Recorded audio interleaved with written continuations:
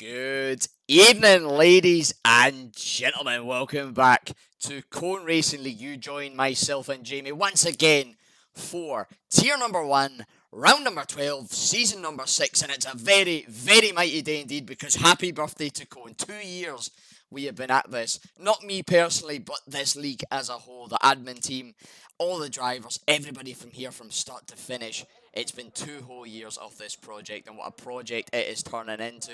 Like I said, my name is CRL Freefall, back once again. Thank you to Origin Gamma stepping in last week to cover my lead, but I am, as always, joined by the man, the myth, the absolute legend, LFR Indigo, better known as Jamie. How are you doing tonight, mate?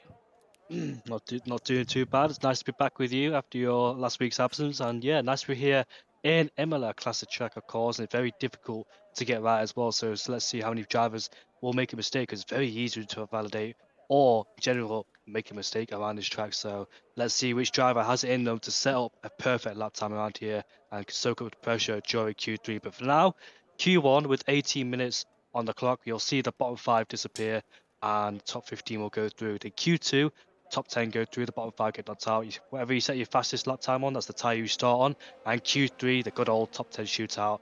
And yeah, I can't wait for this one. Last time out, we were back in Abu Dhabi, where Giroud Visa took a victory, very easy victory for him. And Robbie securing his first podium of the season. Finally, after 3 attempts, it stayed this time. And he claimed his first podium. P's in P3 and Nathan in P4. To get his best result last week in P5. Another underrated driver is Griff, who's currently P10 in the championship. So, yeah, very good drive for Griff. But both Aston Martins picking up really good results last week, which they needed, of course, after a difficult season for them. They've had loads of on and offs and chances of missing out on podiums. But last time, both of them scoring P2 and P4 in the race. So let's see if they can keep it up here at Imola. It will be more of a difficult track here at Imola, but all the drivers then are coming out of the garages to set their first lap times. Absolutely. Apologies there, folks. You might have seen a little graphic flash on about the last 5 times out. A little slap in the wrist for our graphics editor. Seems he's updated the graphics saying what round it was, but not actually got the drivers in the right position. Jacob, come on, son. It's the 2 year anniversary and you make mistakes like that. But yeah, we'll let Jake get on his little slap in the wrist there. We'll leave it at that. But you're seeing the track just where the drivers complete their outlap here. Of course, Imola, 19 corners around this historic circuit, like you said. 4.9 kilometers long. It'll be a 32 lap race. Only making its debut last season, of course. Very new to the games in modern times. Maybe if you go back to, I think, the F1 Championship Edition, all the way back in the PS3 in 2006, I can remember racing this track on that game. Expected strategy, of course, lap 9 to 12 for the softs. They can go a little bit longer, so will we see somebody try and stretch it? Maybe not, maybe so. Time will tell. Mediums, lap 19 to 21, of course, the standard medium soft to be expected round here. Round number 12 though, Jamie, this title battle is really starting to heat up this season, really getting to the business end. Of course, looking at the Drivers' Championship here, Jeroen flying out on top, of course. Same as it's been for the last few weeks, but he's just extended that gap with the win last week. Ahead as well, he's firm favourite, all things going right to do it again. Yeah, Jeroen Visa been very consistent this year. Missed out in Austria, took a sabbatical, and the top two, Mercedes first and second. Cameron Dowds is here. Yeah, those two had a good race back in Austria, Cameron, and sadly for him, he crashed in Abu Dhabi when he was fighting, putting pressure on Jeroen Visa. So let's see if Cameron Dowds is back this time to try and fight Jeroen Visa, because he's been the favourite this race. Is Jeroen Visa? Many people expect him to get away with it, being on the Imola track, but let's see if that's the case. We can see a few people invalidating their lap times. Tage Leroy gets a lap on the board with a 14.9. I'm expecting pole position to be about 13.5. I'm going to be very optimistic, 13.5. But Q1 early days as Cameron Downs a 13.9. So instantly sets the benchmark for all these drivers. But of course, it's not about being on pole position here in the session. It's all about being in the top 15. And Liam Carrag goes into P3 after taking a few races away, and he's finally back. Welcome back, Liam Carrag. After he's taken pole position twice, I believe, this season, but sadly hadn't had the race pace to quite back it up. But hopefully he can have a good race here as well tonight. But yeah, quite a few people have invalidated their first lap times, as you expect around here, trying to get into a rhythm around this track. And into the actual in the practice sessions, you feel no pressure whatsoever. Do as many laps as you want, but the actual thing, takes even longer to get the groove, knowing that's all serious now, and knowing you have to perform at the right time. We've got C4 again across the line on the medium to the P4 with a 50.3 attempt off. So Liam Carrad currently the highest medium runner there in P3. But yeah, a lot of people not just invalidated as well, but making mistakes on their flying laps. So they have to go for a second one on the medium compound tire. XL Larkin, welcome back. He's also invalidated his lap time as well. So unsurprisingly, a lot of drivers getting caught out early on in the session. Just flicking on board with different drivers there. A lot of them seem to be struggling to stay on the track or complete a single flying lap, not invalidated it. Yeah, absolutely. Very, very tricky track, not just for invalidations, but for mistakes.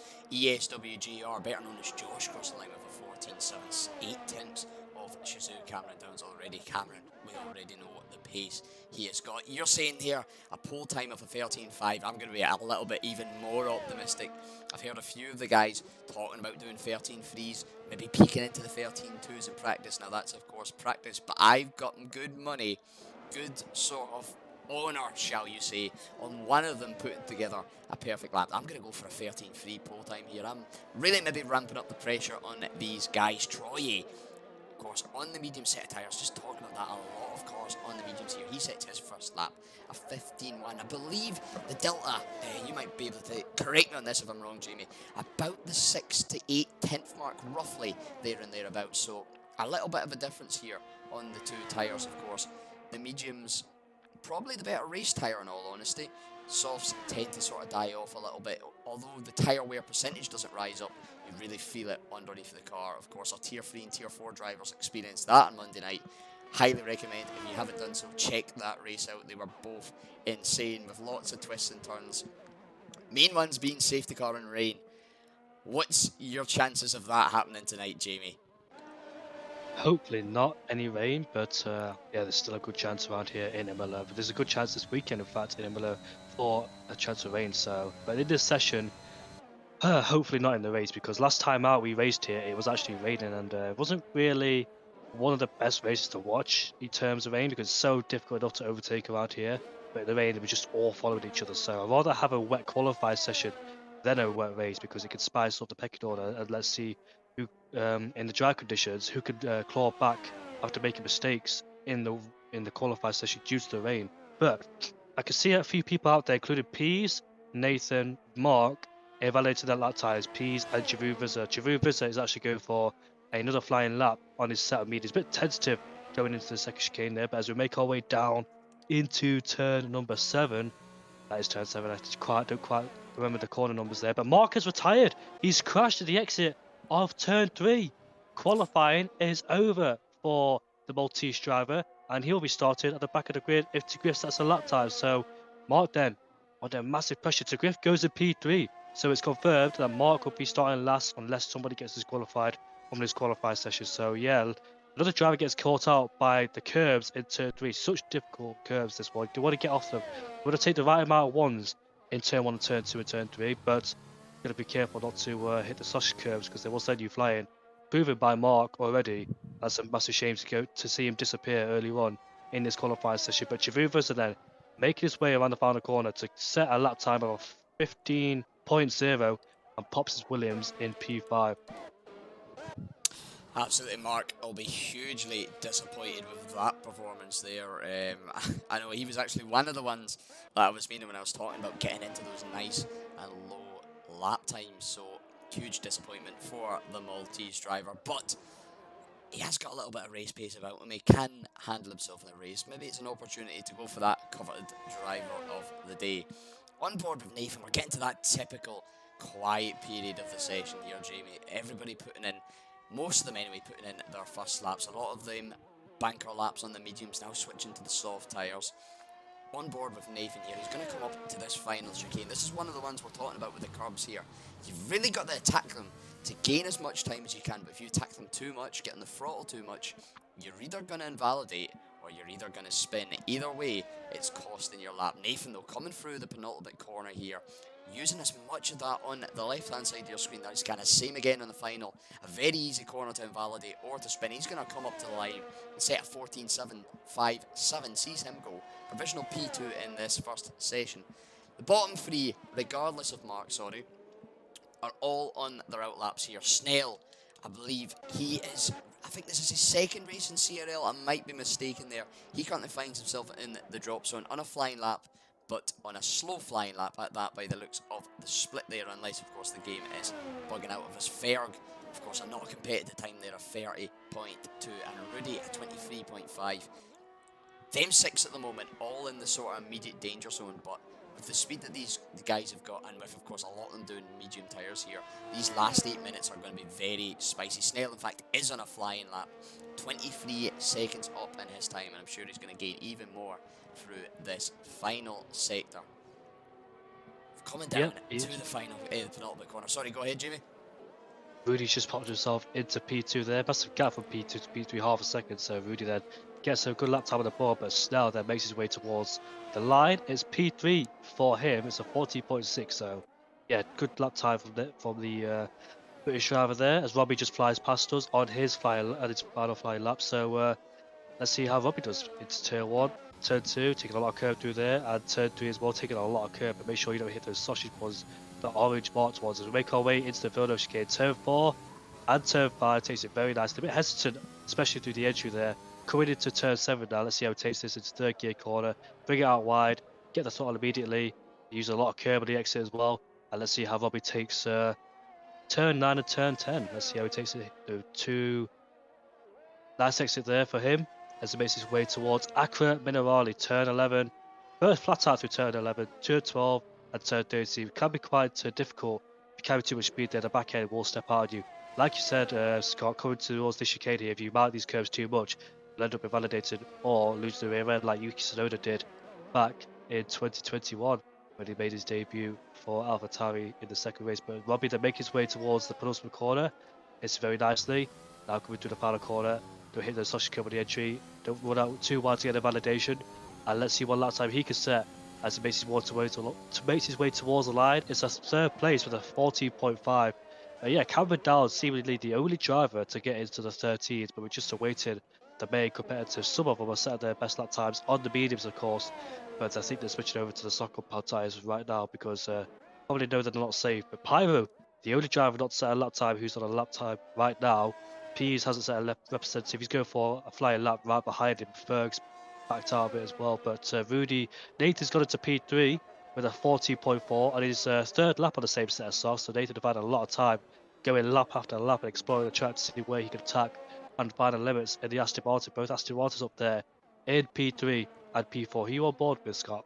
I was just having a little flick through trying to find who was sort of coming to the end of a lap there, and they're playing the old game of either being on an out lap or trying to deceive me here. But I think ESWGR, again, it's similar to Nathan on that third second to third lap, and as I say that, goes deep into the multi corner, so he won't be on a lap there.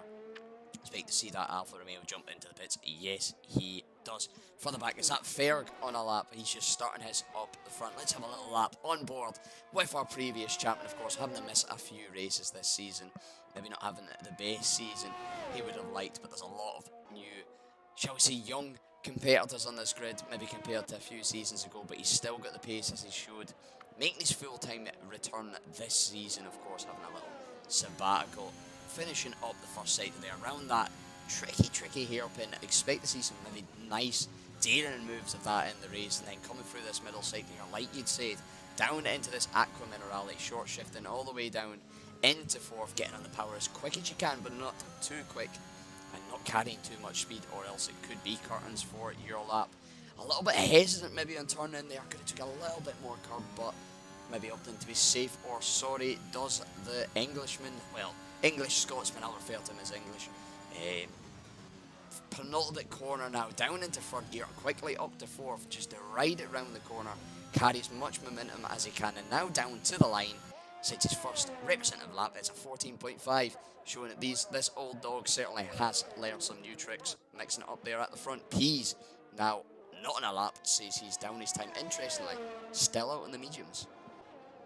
Yep, he's definitely going to have to switch over to soft compound tyres because you've got the likes of Liam Carrag, Andreas, and IRT Bumpy are yet to set lap time on the soft compound tyres because they set their best lap times on the medium. So Pease needs to get himself in the pit lane and stick on a brand new set of softs. I don't know how much time we got left in the session thanks to those yellow flags. Free to pin up there. I think they should move that, the timer and the yellow flags, because you can barely see it. But yeah, he's in the pit lane now, and he's definitely going to go on the set of soft compound tyres to go for his run. There's 3 minutes and 15 seconds left, so I think Peas will get about one more run, and that one run has to count, because if he doesn't, he could find himself being knocked out of Q1. But like you said, Ferg in P4 on his return to Formula One, CRL, he got a podium. He managed to get his first podium back. It was a good race, and CRL, it was nice to see get his first podium. Got more podiums as well. Can't quite remember where it was, but I think he got a podium this season, didn't he? His teammates certainly did. Then Ferg got another one, didn't he? He did, yeah. I can remember talking to him. Oh, it escapes me now. It was about the midpoint of the season, but it was nice to have him back up on the podium once again.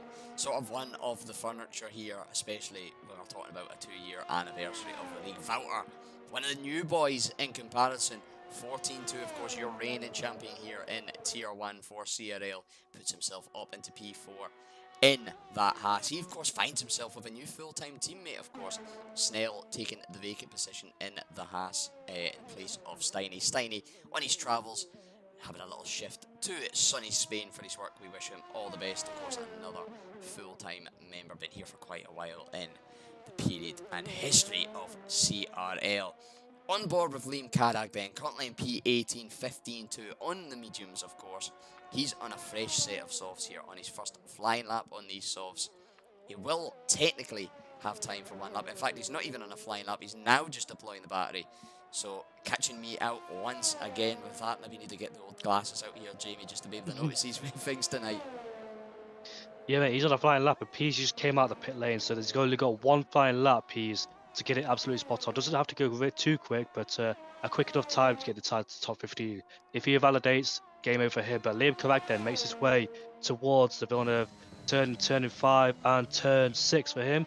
Now makes his way through turn 7 at Tulsa, where we saw, I think it was Juan Pablo Montoya, Michael Schumacher back then, who Montoya wasn't happy with Schumacher back then. And we're coming into turn number 9. Let's see how it takes it. Now through turn number 10. Didn't really hit the inside curve at turn 9. Coming through Acqua Minerale, turn 11.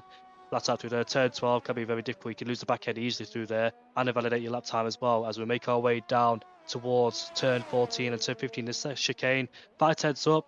Takes it very nicely through there. Tax the curves, that we're supposed to do. Gain the most time as you possibly can. Purple middle sets as well, but not quite sure if that is true. As we make our way towards the penultimate corner then. Let's see how it takes this one down into third gear, hits that inside curve, up immediately to fourth. This one as well. Hits those inside curves and gets away with it, doesn't send it to a spin.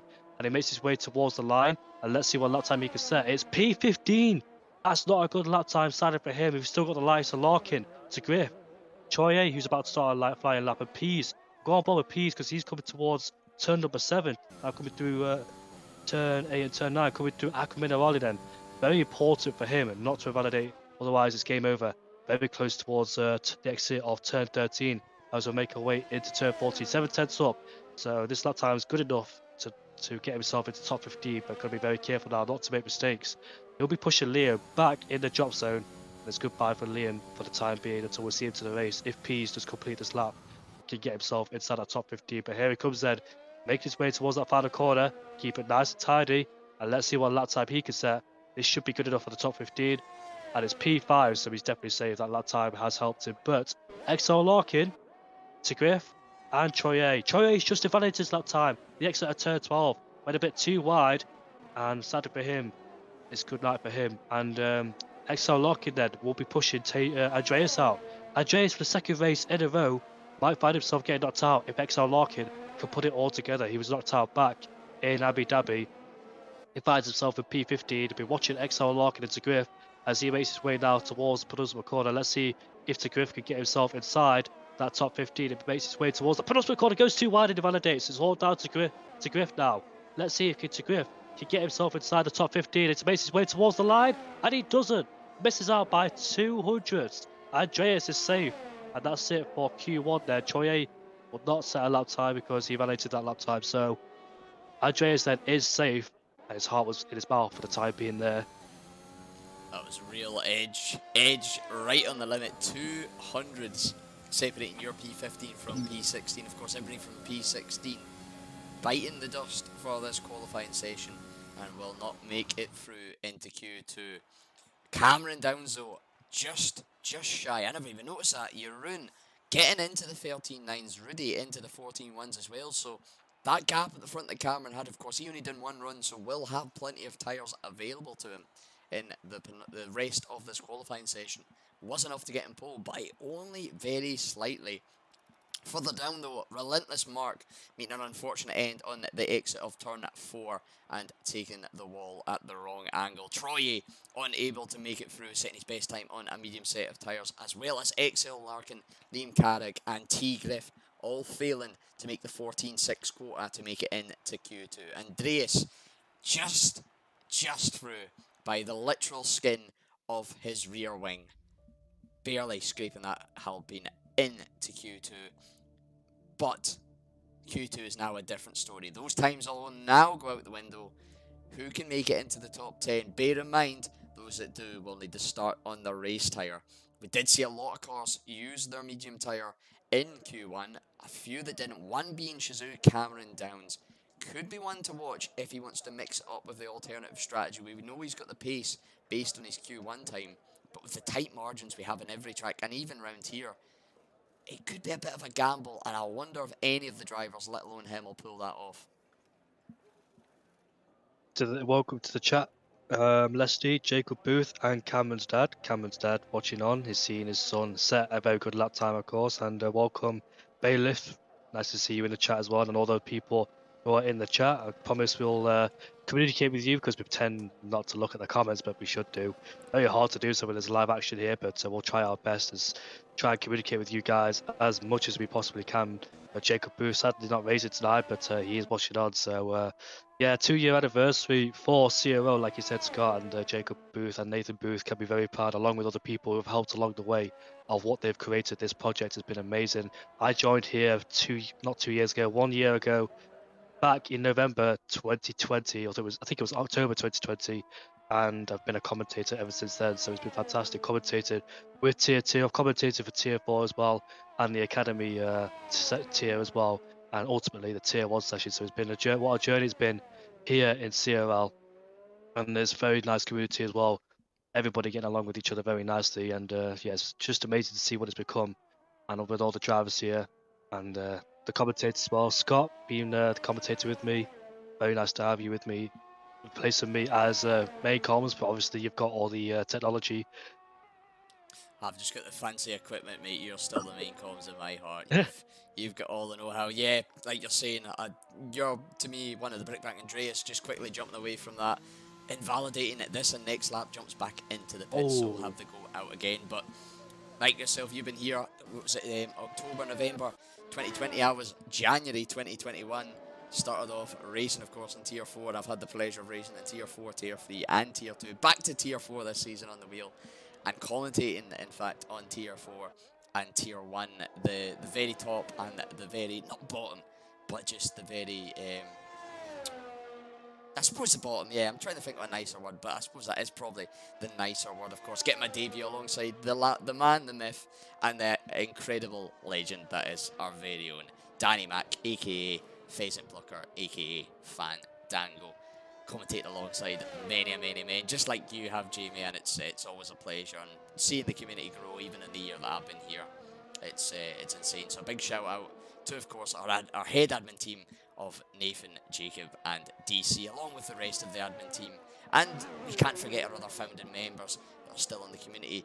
Draper, of course, racing in Tier 3, and Harvey Lees. Harvey, of course, a regular here in Tier 1. An absolute legend of a man. Unfortunately not racing at the moment, but I'm pretty sure, and I'm very hopeful, we'll see him back on the grid pretty soon. On board with Relentless Jeroen, as he rounds the final corner. Shizu Cameron Downs crossing the line for a 13.8. I'm sure his dad's smiling down in the comments right now. And he's beating out Jeroen, the championship leader, by 15,000. So looking like a very tasty battle between these two for pole already, Jamie. It's amazing how these drivers can hook it up in one lap and set a fantastic line to start with. But like of me, it'll take a lot longer to try and hook it up, especially the Q2 session. We have to reset and do it all again. But yeah, very good lap times from Jeroen and Cameron Dowds. And Rudy now up into P3 with a 14.2. Let's see if he can edge towards the 13s. And Rudy, another driver to look out for.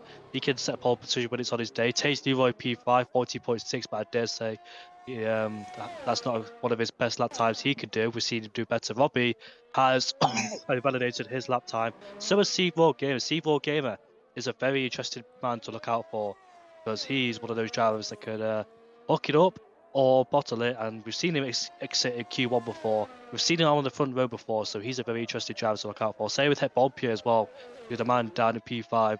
Those two drivers on their day can be absolutely astonishing to watch. And Awalta has got into P5 with a 40.2. Look at that, hundreds away from Rudy, but Pyro up into P4. He took pole position back in Spain, didn't he?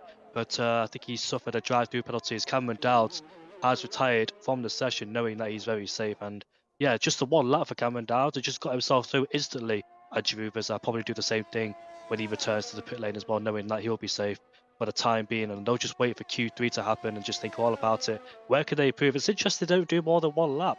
Cameron Dowds and Girouvas as well. Cameron Dowds because they only done two. One in Q1 retired, one in Q2 retired. He just could pull out the bag. But let's see, qualified, if he can repeat the same thing. Will pressure be a factor as well? Robbie gets a really bad exit coming out of the second chicane, just apply the throttle and the wheel spin as well, oversteering as he makes his way now towards the penultimate corner. He hasn't set a lap time. He validated his first run. Let's see his second run. Can he improve on this lap time, make his way towards that final corner? No, he doesn't. He was way off the pace. So he returns to the pit lane to put on probably a brand new set of the soft compound tyres. Andreas coming towards the line now in the Alpine, make his way towards the line. Let's see what lap time he can set. And it's P9 only for Andreas, sadly for him. So we definitely have to improve on the lap time. Nathan JB, who set an unrepresentative lap time, but he is on a fast lap now. He's coming towards Aqua Minerali, who's just exited it. And he's making his way towards the chicane, where it can be very difficult. A lot of people can get caught up with this. You have to take a lot of curb throughout the chicane. But yes, ASW Joshua then making his way towards the line to set his second flight lap because he did invalidate his first run earlier on in this session. And here comes Nathan JB then making his way towards the final corner. And let's see what lap time he has. See then, where can he go? He was P4 last time in Q1, P7 for him with a 40.2. I dare say that'll be indeed improving. Het Bompier in P8, Snell in P9, who's just crossed the line with a 14.3. Very, very tight there in the mid-pack of the top 10. Big shout out to Snell. He's got some support in the comments from the one, the only Mr. BT, of course, one of our reserves in the league. Used to be full-time, I do believe. So shout out to you in the comments, Ben. Love the support for the drivers. On board now with ESWGR, better known as Joshua, heading down towards the final chicane at the end, or the start, sorry, of Sector 3. Taking a little bit too much curve there and losing the car, just showing you how easy it can be for a half spin. Looks to be continuing on with his lap here. I don't know really if it'll be much to mix up near the top with that little error. Looks like the tiniest little mistake, of course. It's very fine margins here in F1, and even more so when it comes to CRL Tier 1. It is only a 14.7. Sees him go bottom of the set lap times. But look at that, Jamie, from P3 all the way down to P9, separated by a little over 2 tenths. This is the kind of stuff we love to see, and something we're getting used to seeing this season. The Alpines giving each other a tow. Andreas giving Ferg a tow down towards the penultimate corner, pulling off to the left, letting his teammate take the corner at normal speed. And ESWGR, sadly, best it'll be is P12, about to be P13 for him. He has crashed out on the exit of the Villeneuve chicane, and that will be lights out. And off he goes for his qualifying session tonight. P13 at best, but with Robbie and Seeb still to set a lap time, expect that Alfa Romeo to drop down to P15. Not a good show so far in the terms of luck for the Alfa Romeo, though, both exiting in the qualifying sessions. Mark in Q1, Josh in Q2, the only cars to do so far. Yeah, sadly for them, but I was up over Zero Gamer. He went a little bit too wide coming into Aqua Minerali, and therefore he invalidated his lap time going wide into turn 12 and just cut the corner. So sadly for him, one of the two drivers would not say lap time, but yeah, mentioned Josh and Robbie. Oh, Robbie gets a massive amount of oversteer, goes off the track, but saves the car. So I presume Joshua dipped a wheel in the gravel, and therefore said to spare and hit the wall because I was on board with C when we passed Josh, who was stranded on the side of the track, and yeah, it looked like that was the case. So sadly for Josh, made a little error. And Robbie's coming towards Acro Minerali now. Let's see how it takes a lot of speed coming through there. You can see the back end just wanted to snap on him as he's constantly fighting with the car. 49.6 in the middle sector, mounting the curves through here. You can see the back end just stepping out a little bit. So must have shown he's going for a low downforce setup or going for a second consecutive lap time. May have validated his first one, but making his way now towards the penultimate corner. Let's see how it takes this fourth gear corner and using a lot of track on the exit. And let's see how he takes this one. Nice exit through there for Robbie.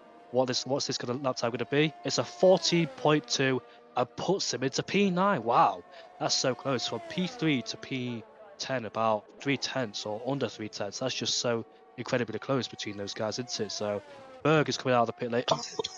Taze Leroy making his way towards turn 5 and turn 6. Kind of a lot of speed through there, using the exit really well. And let's see what he does then. It's turn 7 at Tosa. Locks up slightly at entry, getting close to the curb as you possibly can without touching it. Use the outside tracks for maximum support and making your way towards turn number 9, going into turn 10. Nice exit through there. See people validate through there too as well. Max Schumacher was one of them. Moving towards Acro Minerali, turn 11, turn 12, and turn 13. But goes a bit wide, but doesn't invalidate his lap time. But it does cost himself a little bit of time. And yeah, this would be his last lap time before he heads back into pit lane because his fuel light is on. So he can complete this lap if he wants to, or he could come back in the pit lane and put on a brand new set of tyres, trying to get himself into Q3. And we've only got 4 minutes and 20 seconds left to go in this session. Taze Nero has invalidated his lap times, so he has to come in the pit lane to change his tyres then. Yeah, I think you could expect him to jump in there regardless. Only half a tenth up at the end of Sector 2. Speaking of being up, Robbie into the 13.9, showing he is an outside contender for this pole position battle. Of course, having a few more runs in it than Jeroen and Cameron Downs, but still, the time is on the board there. Very little separating the top 3, and very little indeed separating the top 9, 10 in fact. You look at that, we've seen that, I believe it was it Bumpy on a flying lap. If he gains half a tenth, that's enough to propel him from P9 up to P6. He gains a full tenth, well, he's still not quite into P5, but he's not very far off it. Very, very tight at the moment here. Flying laps in. Seems to be the only car on one right now is Andreas, and he is 3/10 up coming out of the second sector. A big couple of turns here could see that Alpine propel itself into the top 10 and a shot at Q3. Round in the final corner then, up through the gears, that wing about to shut itself wide open, and it can only be enough for P12, a 14.5. Did improve, but not by enough, needing another 2/10 to just sneak into that top 10. Will of course have time for another lap. It's just whether he can piece together that lap to sneak on in. Further back, his teammate Relentless Ferg is starting his lap, as is Wouter, and I believe Robbie is on an in lap, so we'll keep an eye on them. I believe Wouter is the most advanced. No, he's not. That is Snail on his out lap, I'm looking, so we'll stick on board with Ferg here, currently in P11, the front runner of the two Alpines. Of course, his first lap getting the toe from Andreas. Andreas is further round the circuit here, so could see this again. I believe I'm all over the shop today. That's Ferg on his out lap. I definitely need to go with my specs on, Jamie, I think. I swear he could have crossed the line because I saw him cross the line. It still says out lap. So the way he's pushing, he's actually on a flying lap. He's not on it because you don't push too hard on an out lap, because if you push hard on the out lap, you give away the extra tire grip. The tire temperatures go skyrocketing, so it's not good for you on your next lap. So I'm with you there, Scott. I think he's actually on a flying lap. Oh, Snell, hopefully. Oh, okay. Well, Snell wasn't paying attention there and has caused Ferg to crash. That'll be a big penalty. Is it desync? Is Ferg not actually there? I think it could be. Ferg is lagging about quite a little bit on my stream. I noticed it earlier on in the session. Just it was a little jump, and I know these things can happen, so I didn't think much of it. But maybe a little bit of connection issues, perhaps on Ferg's side there, causing desync, not just with the session, but with the other drivers, and that's maybe what resulted in that incident.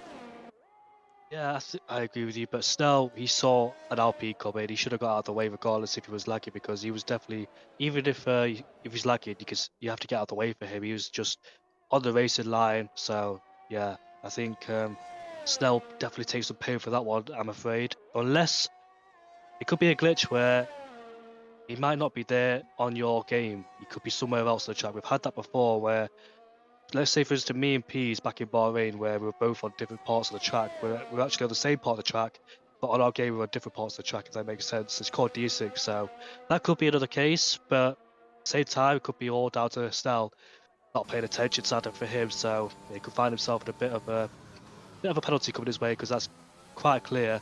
It's a full block. I've got Tasty will make his way towards the line now. And let's see what lap time he could set. Can he get himself in the top 10? Yes, he can. Very safe. Well, I say safe. It's so tight. He's up into P5 and pushes Snell out, who's gone for a lap. But it looks like he's made a mistake on his lap. Where's Seaworld Gamer? Another guy to look out for. There is Seaworld Gamer exiting the chicane. Now he's making his way down towards the penultimate corner. Let's see his last lap time. Can he get himself inside that top 10? Hasn't set a lap time just yet. Well, he has, but not representative.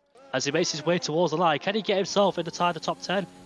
And it is P6 right behind his teammate, so he managed to pull it out at the last lap for him, and that was crucial for him. So he's safely secure inside that top 10. Rudy on the cusp of elimination. Nathan on a final flying run, making his way through the Villeneuve chicane. And where's Snell? Snell going for it yet again. His last final flying run. Can he get himself inside the top 10? Like he did in Austria, his first race of the season. No, he can't. He's 2 tenths down in the first sector. But we'll keep an eye on Rudy then, as he's exiting Acqua Minerale, make his way towards the penultimate sector. 1/10 up in the middle sector. He could possibly push Pyro out if Nathan does improve his lap time, or demote Pyro into P10 and worry about Nathan. So let's see then. Rudy made his way towards the final 2 corners now. Ferg has left the session, and yeah, he might acknowledge that he's got lagging issues. Rudy then make his way towards the line. Can he get himself further up the top 10? Yes, he can. Pushes Pyro into P10. All eyes on Nathan now to see if he can push Pyro inside that bottom zone. And Nathan then will make his way towards the line. Can he get himself into Q3? No, he can't. Misses out by 400s, and Pyro is safe. Not just Pyro there, Valter was looking very shaky there for a few seconds with those final 2 cars rounding the final few corners up in their time. Enough of a gain, could have saw him jump down from P9 all the way down to P11, but he will also be safe in. Nathan GB then, your first elimination in P11, followed by Snell in the Haas, making his debut as a full-time driver here tonight. Ferg and Andreas Alpines lining up 13 and 14 beside each other, and the second Alfa Romeo tonight to crash out of this qualifying session, ESWJR, are your 5 cars not making it through into Q3. Of course, everybody in Q3 here, your top 10, will have to start on those soft compound tyres at the beginning of the race. All eyes though on the battle for pole. 25,000 separating Cameron Downs, Jeroen and Pease, with Robbie not too far behind, and then must say a little bit of a gap of just a tenth. Doesn't sound like a lot, but trust me, it is a lot.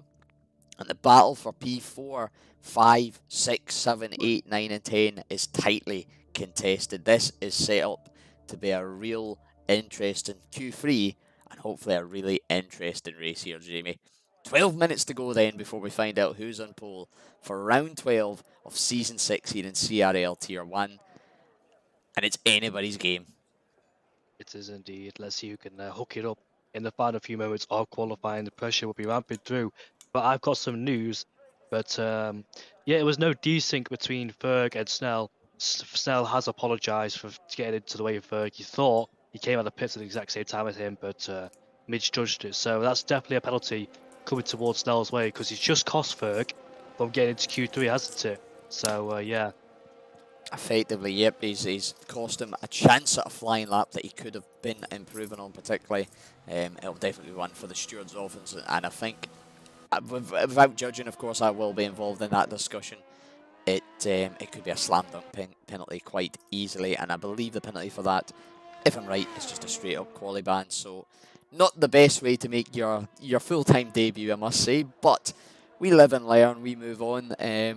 I'm sure he's held his hands up and admitted, which I'll love to see from the drivers admitting any mistakes. His teammate, though, is the first out of the pits for the first run in Q3. You can see all the cars flying out of the pits, and a full dry quali, Jamie. Maybe your prediction is going to come true, just a little bit upside down. Could it be a dry quali wet race, or are we in for a full dry race? That could be why maybe some of the drivers opting for those medium tyres in Q1, not just trying to be sneaky and save a set of softs, maybe knowing they wouldn't need the mediums, because it won't matter what tyre they set their Q2 lap time on. Yeah, I agree with you that one. Yeah, that's why a majority of them on the mediums in Q1. But someone in the comments, please let us know what the weather's going to be like. But we'll go on board with Walter then, as he's the first man crossing the line to take us through the lap of Imola, as he makes his way then all the way down 320 kilometers an hour. That's about 200 miles an hour. As we make our way into the first 3 corners then, into the curves very nicely. Turn 3 can catch a lot of people out. Leads on the curve towards the exit of turn 3. Coming into turn number 4 and 5, carries a lot of speed through there. Bounces over the curb and invalidates his lap time. So a bit too much speed there. And sadly for him, he has invalidated. I think the next one across the road is Bompia, going down into Torza. Get exit of that corner. Let's see how it takes it very nicely. Gets back on the throttle immediately as soon as the car's rotated around. Makes his way towards the left-hander. See how it takes this one. Uses the curb on the entry, brings it out wide, but not too wide. And let's see, Akram Minerali then can catch a lot of people out, carried a lot of speed in the first part, slow it down to 4th gear, the second part. He's just invalidated his lap time. Could catch a lot of people out. One of the Mercedes drivers to slow down, and that's Cameron Dowds, who has invalidated his lap time. So quite a few invalidations, like I said, the pressure ramping up on these drivers. Next one is Pyro, who's got purple with a 49.4, but he validates his lap time too. Oh my goodness me, a lot of drivers invalidated lap time. C4 Gamer then is the next man to cross the line to get a representative lap time in. Walter in the pit lane. So C4 Gamer then will make his way towards the penultimate corner. Down into 4th gear we go. Very nice through there. 4th gear corner again for the left-hander. Gets on the throttle. And let's see what lap time he sets as he makes his way towards the line. Can he get the 13s? 14.1 for him. Peace next across the line in the Mercedes with a 13.8. That was matching Q2's best lap time. The other drivers get the 13s. So let's see then who else is out there to set a good lap time. We've got Jeruvas. Robbie next. A 14.3. Can't quite get down to his peak in Q2. Rudy going with a 13.9. We'll jump on board with Jeroen. I saw him going slow. Maybe it was indeed he's going to jump into the pits. Not an invalidation, but maybe just a mistake by the Dutchman. An interesting tale here at the start of Q3 then. Cameron Downs, the man, or sorry, maybe I'm wrong in saying the man. He's half my age here, and look at the pace on him. But he's the first one, the first lap he's set today that he's put a foot wrong. 1 lap in Q1, done and done on pole. 1 lap in Q2, done and done on pole. Is the pressure getting to the young Scotsman here around Imola? Coming down into Akram in a rally here, jumping down into 4th gear, quickly up to 5th, full throttle on that exit as he makes his run down to the final chicane. How much curb will he be? How brave will he be? Really, really brave indeed, taking it all, taking it smoothly, taking it in his stride as he exits the final sector, into the final few corners. Rounding the penultimate corner there, down to 3rd, quickly back up to 4th and holding it in 4th before 5th and the exit. A little bit of wheel spin, almost a half spin, but keeps it going and crosses the line. It's a 13.5. We're already on your prediction here, Jamie. We haven't even had the final runs. What a lap time from Cameron Downs. Made a mistake in the first one, but mended it in the second one. So, but sadly, Bompia did crash out down at turn 6, so that's why he's no longer on the road. That's why he's in 10th place. So sadly for him, cannot participate any further into Q3 then. So 3 drivers will set a lap time, which is Pyro, Walter, and Jeroen Vizzer. The main contenders there down to P8 and P9 can't get a lap together, but it's a Mercedes 1-2 so far in Imola. Cameron Dowds on pole ahead of P's. Rudy doing a good job as well in P3.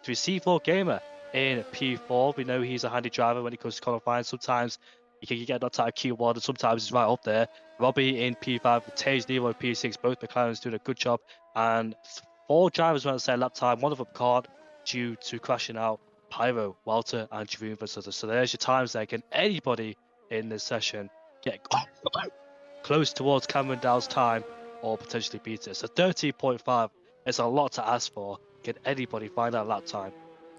Well, we've seen 13.3s allegedly in some practice sessions, although I know Cameron Downs has done some mighty fast laps in his practice sessions from what I'm hearing as well, so I'm sure anything they have, he will have it in his locker to reply. But it's a case of what we see every week. It's all very good in those hours or days of practice that they do beforehand. When you've got 12 minutes to rattle down that lap time, to get your car in that P1 spot, that is when the pressure comes on, and that's when we separate the good drivers from the great drivers, and there's plenty of great drivers here on this grid. Boompier, unfortunate for him, third car we see, one in every session, retiring due to terminal mechanical damage, I should say. He will not be able to compete, like you said, and will have to settle for P10 on this grid. The sort of worst situation for him, having to start last of these bunch and also being on the worn tyres. A little bit of news from Q2, I suppose we should go for. JR Designs or ESW Josh couldn't go through to Q2. He had to just try and get the lap down and couldn't quite get it once again. Nathan JB though, saying some words that I won't say. I bottled Sector 3 so badly, so Nathan maybe having potential for a Q3 appearance, just not getting the lap together like we've seen. Shout out to Ben, Rydell or BT. Nice to see you making a comment from your retirement home. Thank you for the poetic comms and the compliment. It always goes a long way, mate. I'm sure he'll love me calling him out for that retirement joke. He's heard it before, and I'm sure he'll hear it again. Hope he does. Hope he comes back like Felipe Massa did in 2016 when he retired and came back in 2017 for another season. Then eventually retired, the good old Felipe Massa. But out on the track, we got Pyro out there. If Giroud doesn't hit a 0.3 like he did in practice, then he is a fraud. It says his team leader Jav, but team relentless. So yeah, let's see if Giroud could do it. 3 minutes and 40 seconds left on the clock there.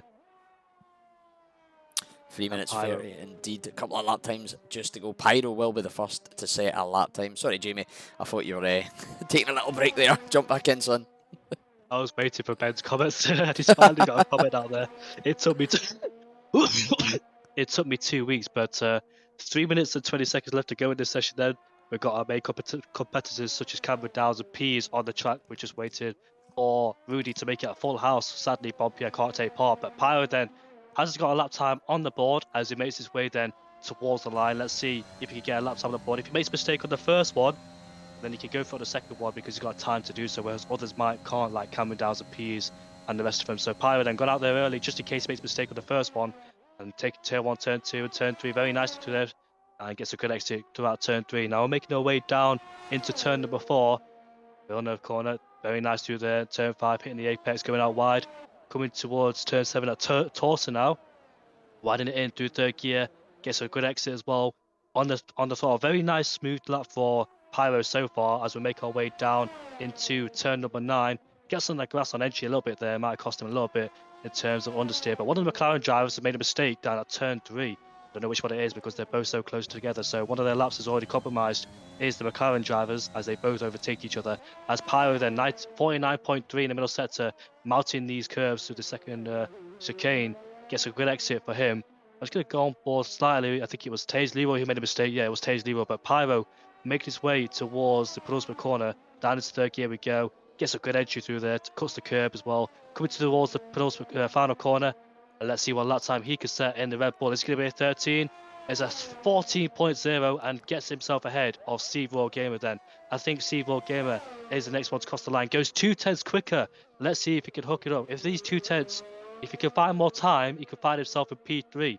So let's see if he's got it in him to try and find more time in that last sector as he makes his way now towards the penultimate corner. Steve Raw Gamer started on the front row in Spain and elsewhere, but sadly on both occasions dropped down the order. And here he comes then. Steve Raw Gamer making his way towards the line. What lap time is this going to be? It's P4 for him, just a few hundreds away from Rudy. His teammate crossed the line next to start his last flying lap due to Valentin. Rudy is next to cross the line. His one lap only for Rudy and Taze Leroy to get it all together. Giroud Vizza then, next man to cross the line, making his way towards the final corner. What can he do? Is he going to be a 13.3 like Jazz says? And he makes his way towards the line now. It's a 13.5 and improves slightly in that Cameron Downs has he validated his lap time. There's 50 seconds left to go for him. Robbie making his way towards the line now.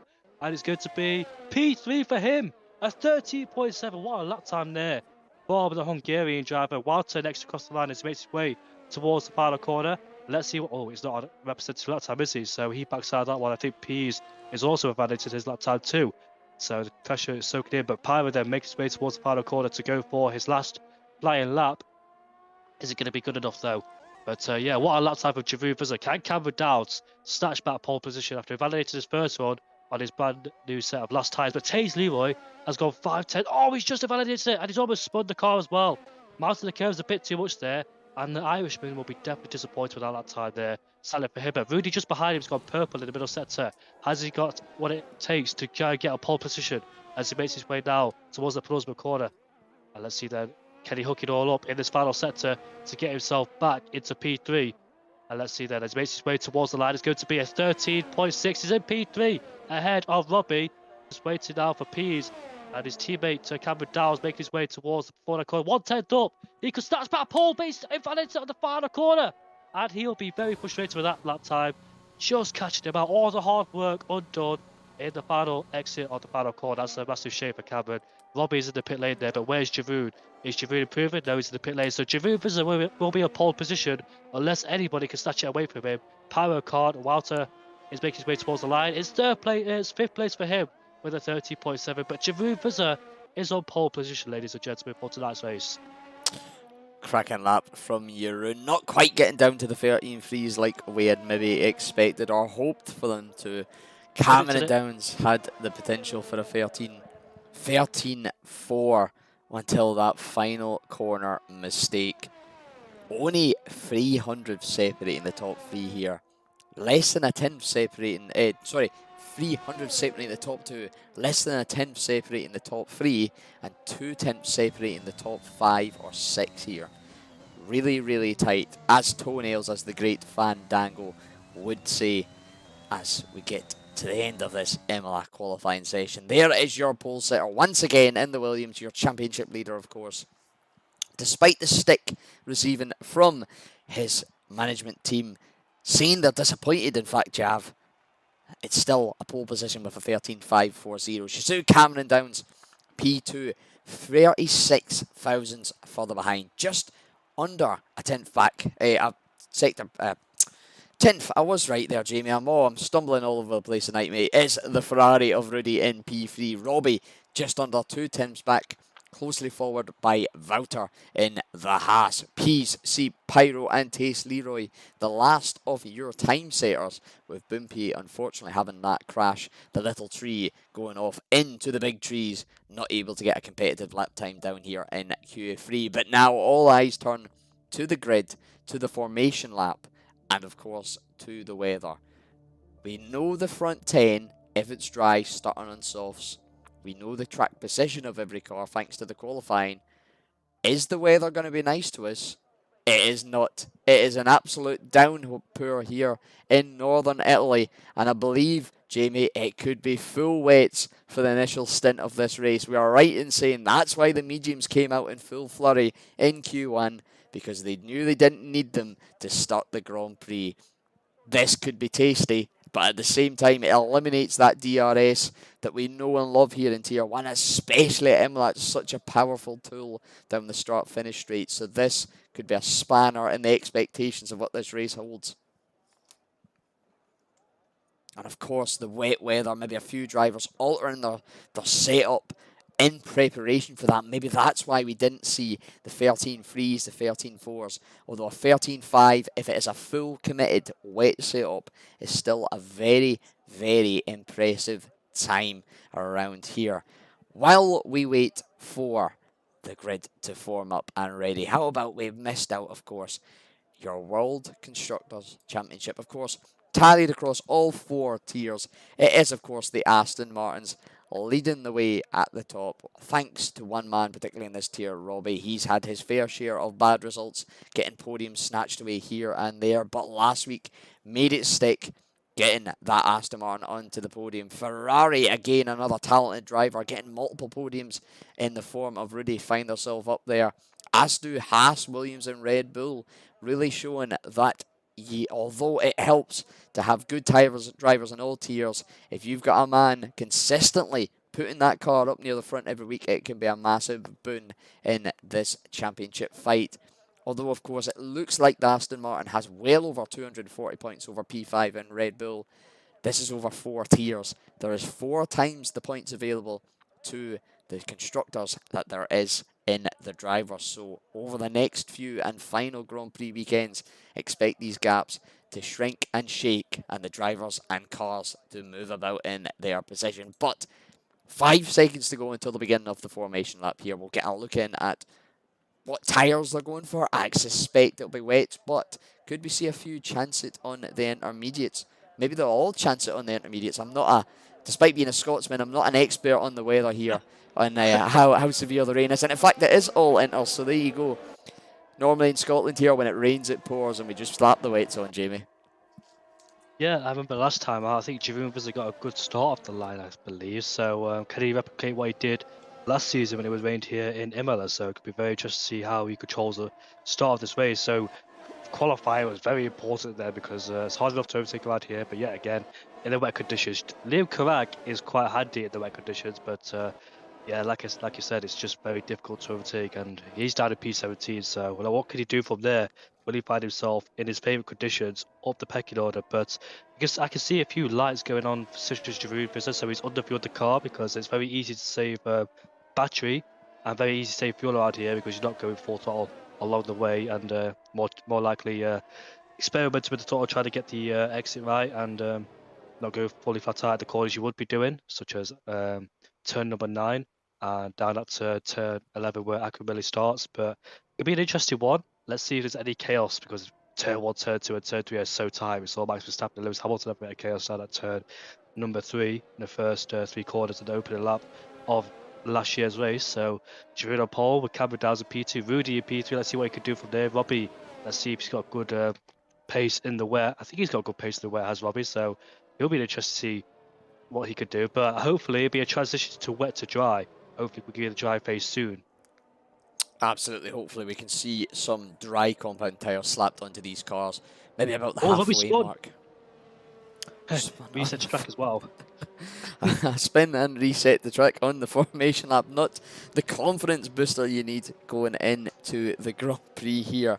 But the cars are now lining up on the grid here for what will be round 12 of season 6. What was that, sorry, Jamie? You want me to take you through the lights? Go for it, mate. Absolutely, be my pleasure.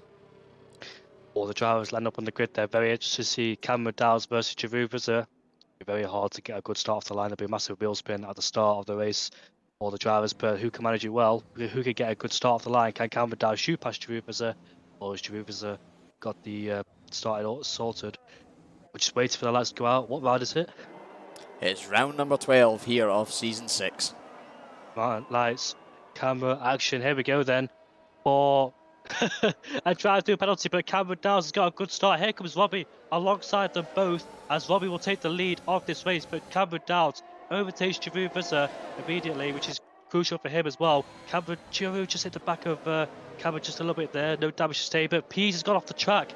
And C4 gave both McLarens, but Pyro has spun coming out of turn number 2, and suddenly he'll be dropping down the order and he falls into last place. But both McLarens get a good start from P6 to P7 there. Snell's having a fight with Ferg, and they go side by side now, but one have to back out, and Ferg gets to put a wheel on the grass there, and he's under pressure from Het Bompje now as they go down the inside into turn 7. There's Joshua going around the outside of Het Bompje for P12. They go side by side coming out the corner, and Joshua looks like he's got it. Andreas versus Griff for P14, and they slot in position then. So the first lap, Robbie picks up a drive-through penalty. Quite a few drive-through penalties this season due to the tension at the start of the race there. So Robbie became the 3rd driver this season, I think, to pick up a drive-through penalty. Both Red Bulls have done it, and now Robbie's done it. But he needs the Grand Prix. He'll have 3 laps to serve his drive-through penalty.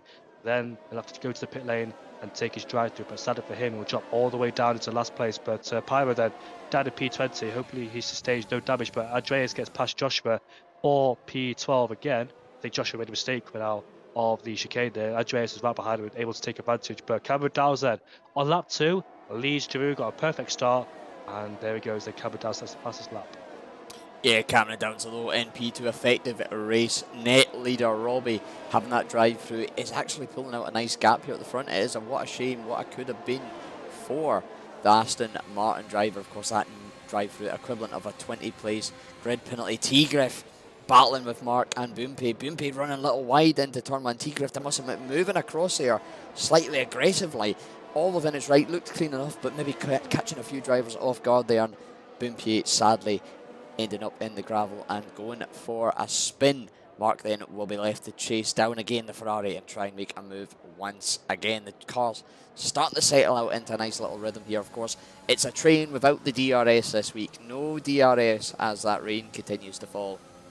Hopefully though, as we hit the mid mark of this Grand Prix, that may change and we'll see a little bit of dry tyre, a little bit of strategy come into play other than safety car and essentially no stop or one stop strategy that you might see in the intermediates. We're on board with P's here, currently in P18, chasing down the back of the first of two McLaren, shall I say.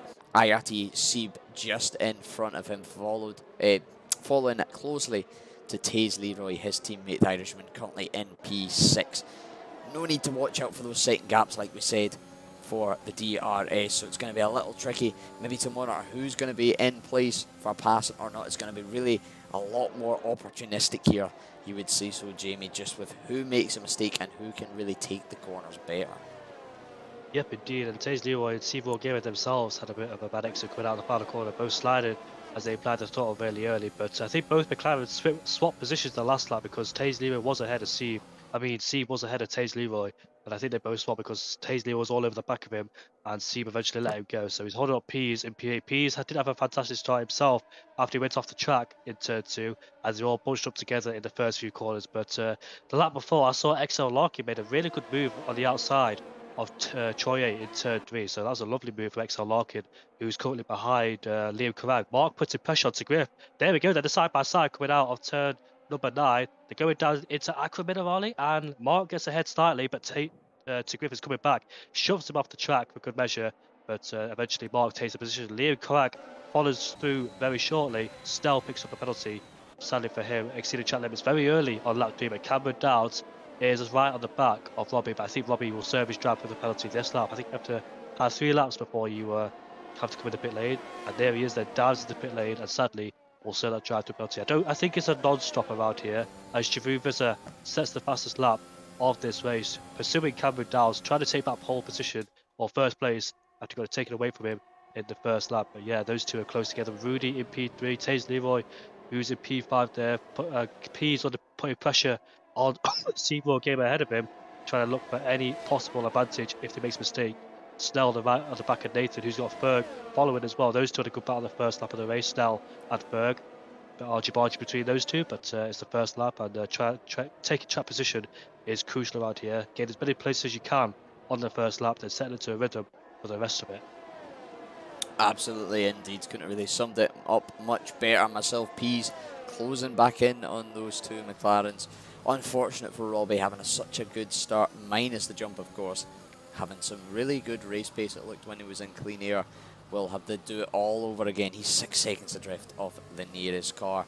Pease, though, is a little bit closer, and in fact, a lot bit closer, because he's just jumped ahead of Sieb. Going to have the inside in to the chicane, opting not to fight it. Maybe the smart move here. So he moves up into P6, taking advantage of some mistakes from the McLaren.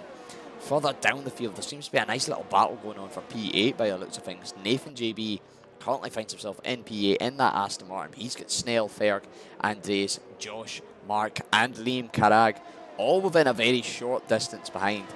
This could be one, normally a DRS train in a dry race, but this is one of a mistake train almost. Who can keep it the cleanest? Who can make the least mistakes here? And it looked as if Andreas had a little bit of a mistake coming out of the final corner. That gap extended by about 6 tenths, just showing you how crucial it is about being consistent and being clean around this circuit. Jump back as well, you're saying, Jamie, absolutely. No stop here. The only spanner in that works is, of course, the safety car. Expect under safety car to maybe see a few cars, particularly if it's a decent bit into this race, jump in for a fresh set of enters. Only car to do that so far. IRT Bumpy, of course, having that little bit of an off-track errand when battling Mark and T-Grift in the previous laps. I didn't actually think it was so bad. He picked up wing damage, but maybe having a spin with the dirty tyres coming back onto the track and having to pit for a new front wing, and as a result, a new set of tyres. Fairglow getting very close again to Snell through that middle sector. Snell looked to lose it a little bit on the exit at Aqua Minerale, but again, no opportunity for a pass, presenting itself. Imola in itself, Jamie, very tricky track at times to overtake, particularly without the DRS. I believe if it was a dry race, we'd be seeing cars going zooming and booming past each other like it's nothing. Yeah, definitely, mate, definitely. But we've got Mark right at the back of Joshua. I think those two are changing position because you can see Joshua backed out of it. So we're letting Mark go, knowing that he's the faster alpha out of the two. And Mark making 8 places from the start, P20 to P12.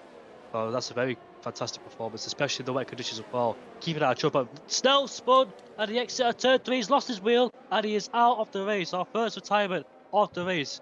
And that is a massive shame. A safety car has been deployed as well. Not the first driver I've seen hit the wall. I think Mark did it last season as well, coming into the final few laps of the race and lost the car and hit the wall. So sadly, our first retirement has gone Snell.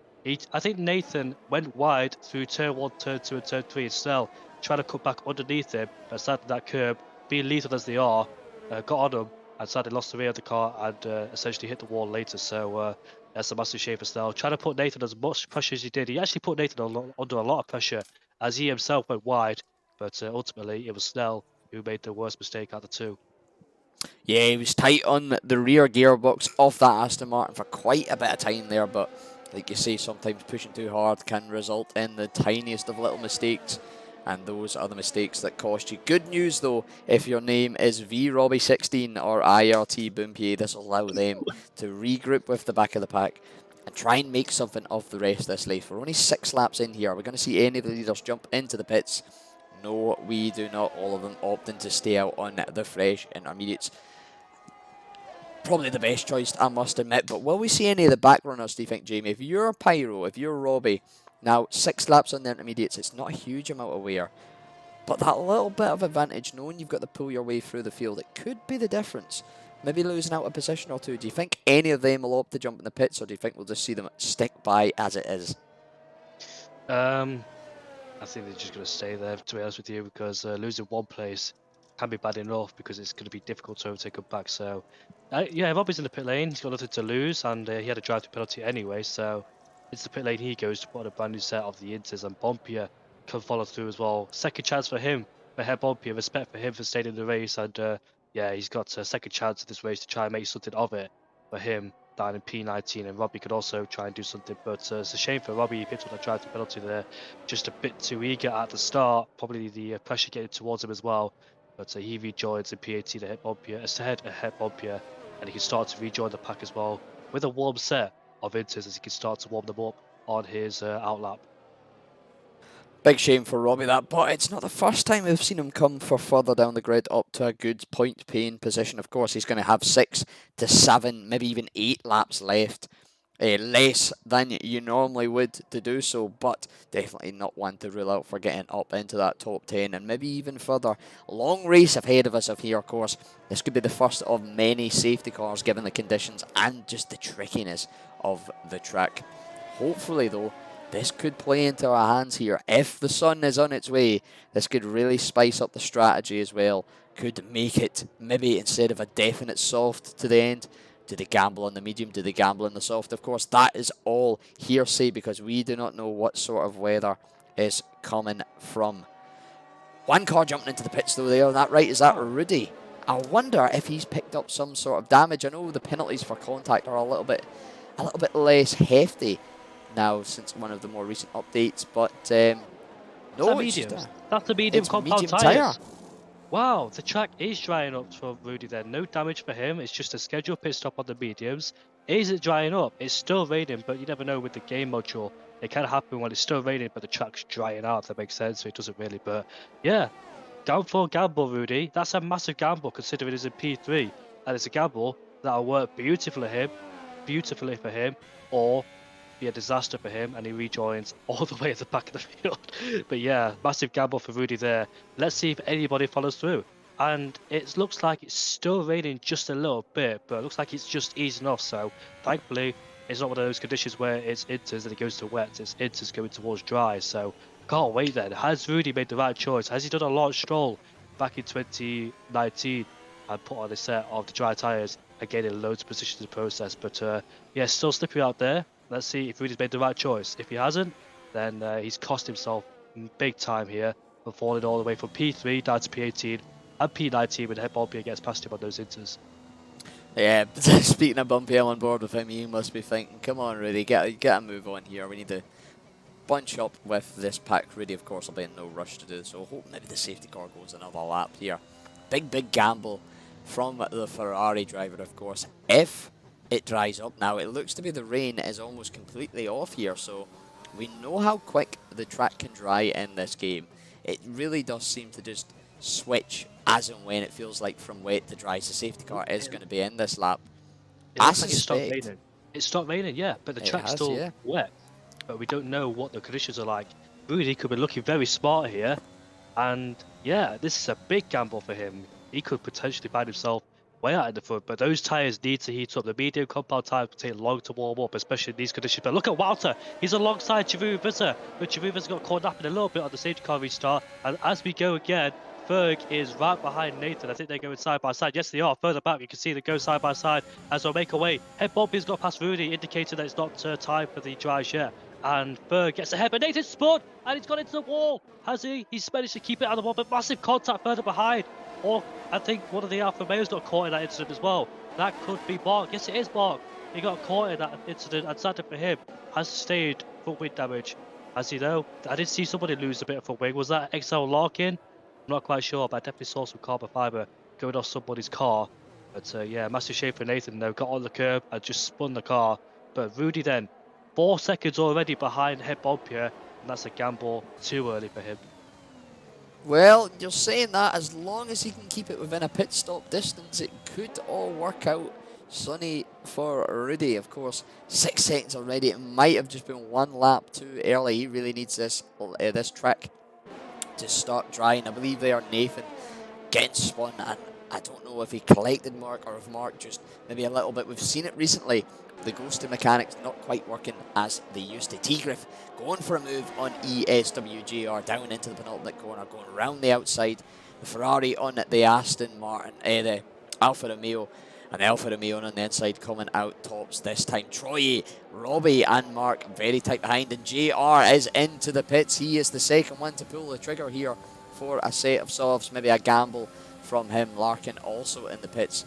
Definitely the one that had wing damage. Troy having a look at T-Griff down into turn 1, but the move not on, backing out and letting T-Griff take the normal line through the corner. JR and Larkin also on the mediums here. Watch this space poke over the next few laps. Rudy only 6.3 seconds behind the pack, although that gap is increasing quite drastically through the higher speed corners of the chicane.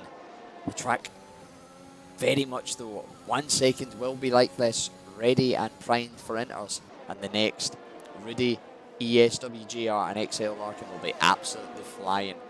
Mark making his second recovery drive of the day already, dragging into the back of this little group. It's nice, I suppose, in a way, the inters, Jamie.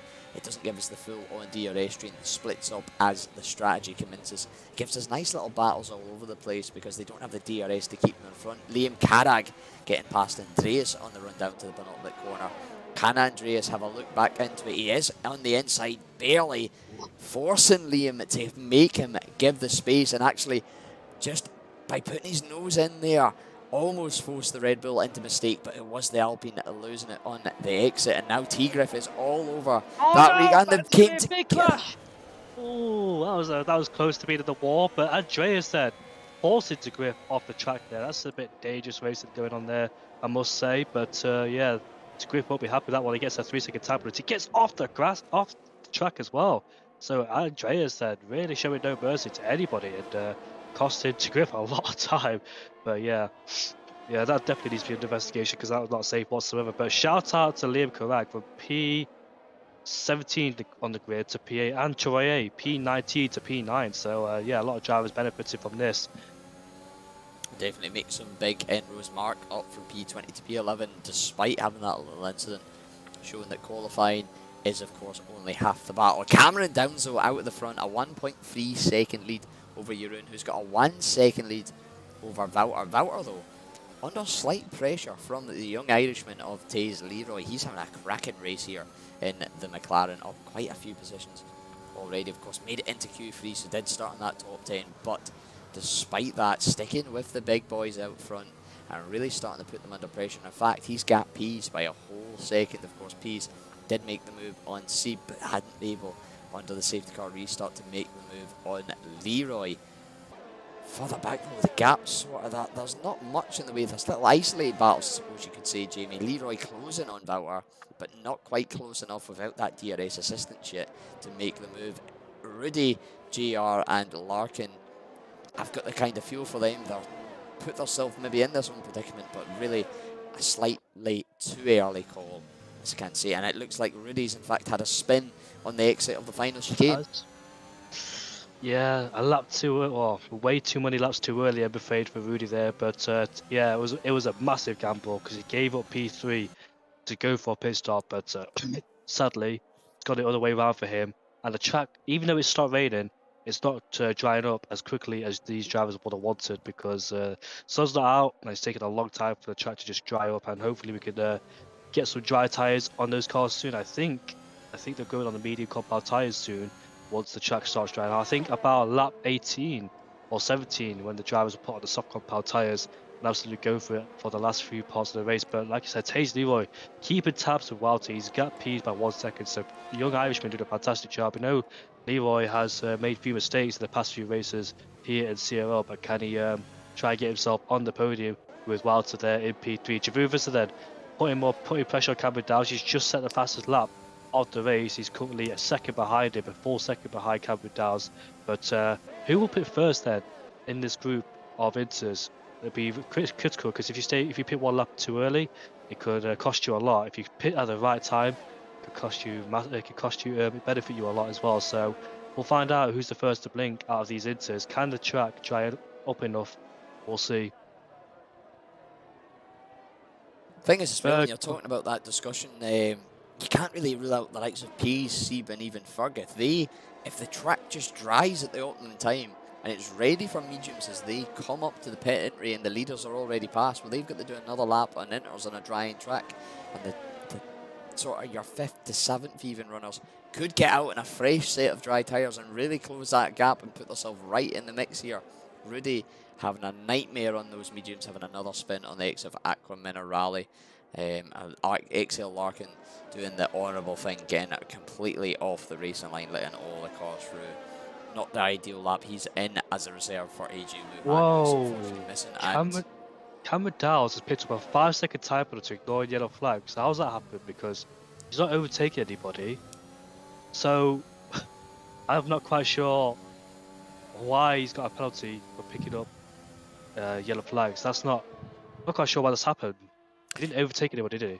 I think my theory behind this then would be that Rudy spun, or XL Larkin, and it's picked up yellow flags for one of them, and he's overtook the other, and that's sort of just, yeah, very much a nonsensical penalty. Definitely one I would encourage him to maybe get into the steward's box. Highly likely it can be removed. But yeah, that a weird sort of quirk in the game. XL Larkin, our second of our DNFs, choosing to retire on the pits after being a lap down. Unfortunate race for him, the reserve in tonight in that Alpha Tauri. Not the way he would have liked things to go. But this battle at the front, Jamie, really hotting up. If we ignore that 5-second penalty, because I suspect it's really been given for nothing. 7/10 separating the front two here. It was 1.3 a few laps ago. Yeah, it is. 7/10. Javuvasa has managed to close that gap with the fastest lap as well, so he's really pushing it. He's Rudy knows he has to keep in tabs with Cameron, but Rudy has retired. Will that cause a safety car, I wonder, as the drivers will make their way past the pit lane entry? Pyro's picked up a 3-second time penalty. No signs of a safety car being deployed, so the drivers can relax for the moment. But when the safety car does come out now, think it'll be an awkward time to put on the softs or mediums, but yeah, I'm not quite sure when these drivers will appear. I think lap 15 out of 32, when it comes to like lap 18, they'll put on a brand new set of the soft compound tyres. But yeah, this Inters is still out there. It's a good battle between the top two, pushed each other along the way, and Tage Leroy fighting for his first podium with Walter. But he's just made a mistake coming out of turn number 16, the Villeneuve corner, coming into turn 7 now, so he lost a little bit of time towards Walter. In fact, lost 1 second towards Walter as well, so that mistake has cost him crucially. But look at Liam Carrag all over the back of Steve Game. The second McLaren seems like he's struggling just a little bit in this race, and Liam from starting P17, I think, is up into P8 right now, so he's done a fantastic job so far and putting pressure on the Dutchman ahead, so making a lot from the qualifying. He's got wide, has C from Aqua Minerali, and Liam Carrag finds his opportunities. Will he go down the inside into the chicane? No, he does not.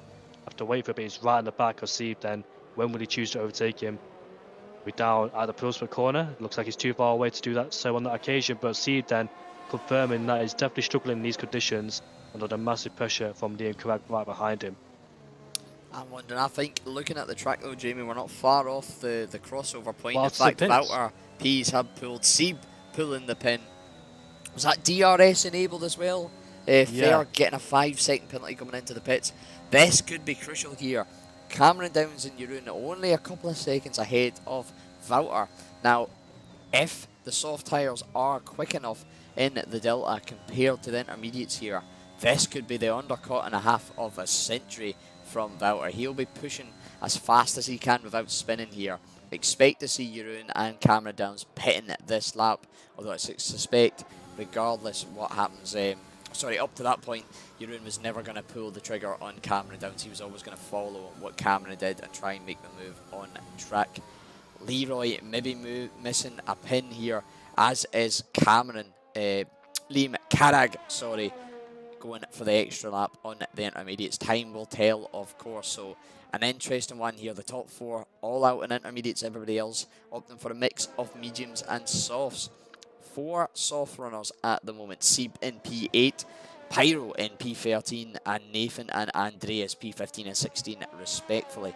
Be an interesting strategy call here then. How will Valter rack up compared to the front two? Cameron Downs into the pits, followed by Jeroen, neither of which getting a 5-second penalty. Leroy following suit, and I assume that Liam Carrag in P4 will do so, as well as Troye has a spin on the exit of Aqua Minerali, losing out 3, maybe even 4 positions here. Tage Leroy on the soft compound tyres. Relentless Jeroen has gone for the softs. Liam has as well, but Cameron Downs is on the medium compound tyres, so expect Jeroen Visser to be quicker than Cameron Downs. But Jeroen actually rejoined ahead because Cameron served his 5-second time penalty. That's why he can't get it removed in the post race after the race. So that's a massive shame. But he's rejoined right behind his teammate. That 5-second time penalty has cost him dearly, and he's rejoined down to P4 then, so he'll be absolutely frustrated with that one. Jeroen Visser rejoins in P1 on the soft compound tyres then, so he was taking them 15 laps in this race. Can he do it whilst on the medium compound tyres? 1.5 seconds back behind. C4 Gamer right behind his teammate, both McLarens on the soft compound tyres, so very interesting to see how their pace goes towards the guys' end. Both McLarens versus both Mercedes, as Ferg is also down to P7 as well, following along on those medium compound tyres. But that's a massive shame for Cameron Downs. He was hoping to get that 5-second time penalty to remove, but he can't do that anymore. He served it in the pit lane, and he's way behind Jeroen Visser. Fortunately for him. Just to correct you here, my steward brain ticking, he can get that 5-second penalty removed if it's judged to be errant, but that is subject if another safety car comes out. He didn't serve it under a safety car, so it's still green to get removed. But of course, if the safety car eliminates that gap from any time from now to the end of the race, that is out of the question. So still on for Cameron Downs for that removal, but in the meantime he's still going to have to do the work on track because one safety car could be the undoing of that. Sorry Jamie, I just couldn't resist getting my steward brain on there for a second. Always, mate, rather be safe than sorry. But here comes Cameron Downs on P's, then makes the overtake on his teammate immediately. Up into third place he goes. Liam Carrag overtakes Mark as Pyro sets the fastest lap of the race. You expect Liam Carrag to overtake Mark. He's on the soft compound tyres, and let's see what he could do from P9. Let's see how many positions he can gain from starting from P18. Next target ahead of him is Robbie, who's on the medium compound tyres and vulnerable, of course, because he's got no DRS protection ahead of those guys ahead. Ferg Seb and Cameron and Taze Leroy are in DRS range of each other. But yeah, a lot of work for Leo to do down in P9. But Chiruvaza has a 3-second gap already. The gap was 1.5 the previous lap time. Now it's 3.1. So Chiruvaza really putting time on Walter in P2. And next up behind him is Cameron Dowles. So I expect to see a good fight between those two soon.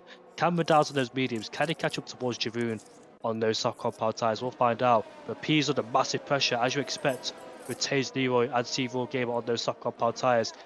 Total P's will be in DRS range of Cameron Dowles, so he'll have a little bit of a protection from DRS, but is that going to be enough? But he gets a good exit, better than Leroy's, and will this be enough to keep him ahead of the Irishman and Seaval Gamer as well?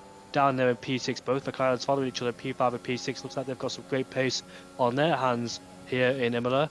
But P's then just enough for him to stay ahead as Cameron Dowles right behind Walter as Liam Carrag overtakes Robbie. Caught him in a hurry, didn't he? That was very quick. That's Liam Carrag caught Robbie with 2.7 second gap. So yeah, got some good pace in that Red Bull as Liam. But here we are, back to the battle for P2. Then Cameron Dowles right behind Walter and bringing along a train of cars with him. He's with Taze Leroy and Seaval Gamer. They have to get past him as quickly as they can before the soft compound tyres start to decay later in the race, and therefore P's will come back at them. But Walter has picked up a 3-second time penalty set up for him. And yeah, P's has also got a penalty. Troye has set the fastest lap of this race. Yeah, it's an interesting dynamic we've got here throughout the grid. Half of the grid effectively on softs, half on mediums. Now, of course, the softs, the quicker tyre immediately will get up to temperature, will provide you with more grip and faster lap times in the short run. The medium tyre, however, take a little bit longer to get up to temperature, a little bit longer to get into its maximum effective range. But once it does, it'll consistently put them lap times in you for a longer period. So it is really short term over a long term game. The mediums they'll be a little bit more effective towards the end of this race, or if the softs a little bit more effective in the here and now. Cameron Downs will get in the move for P2 on Wouter before they even get to the apex of turn 1. Now he's got a 5.7 second gap to hunt down on Jeroen. Of course, Jeroen on those softs expected to be a little bit quicker in these next few laps. And this battle going on. Taze Leroy, by the way, in an excellent position here. Currently P5, only a couple of seconds off P2. And of course, out of the top 7, he's one of only 3 drivers, the other 2 being P1 and P2, to not have picked up a penalty, effectively on a provisional podium as things stand at the moment. Speaking of penalties, let's have a little review, shall we? Plenty of drivers on 3 seconds. Those include your P3 and P4, Wouter and P's. Seb and Ferg also picking up penalties. Ferg on a 5 second instead of a 3 for speeding into the pit lane. His teammate there, Andreas, picking up another penalty, sees him rise to 9. Robbie in P9 and Pyro in P11, 3 seconds respectively.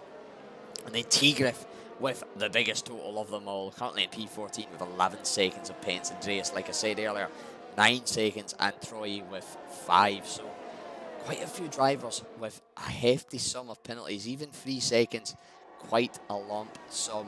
The gap at the front here increasing quite dramatically, it must be said. Jeroen really stretching out that lead to Cameron. As we do have yellow flags, and that is Andreas retiring at the exit of the final chicane, and that is a safety car. Wow. So that is all hopes of Cameron's 5 second penalty removed. But Jamie, what is the strategy call here now?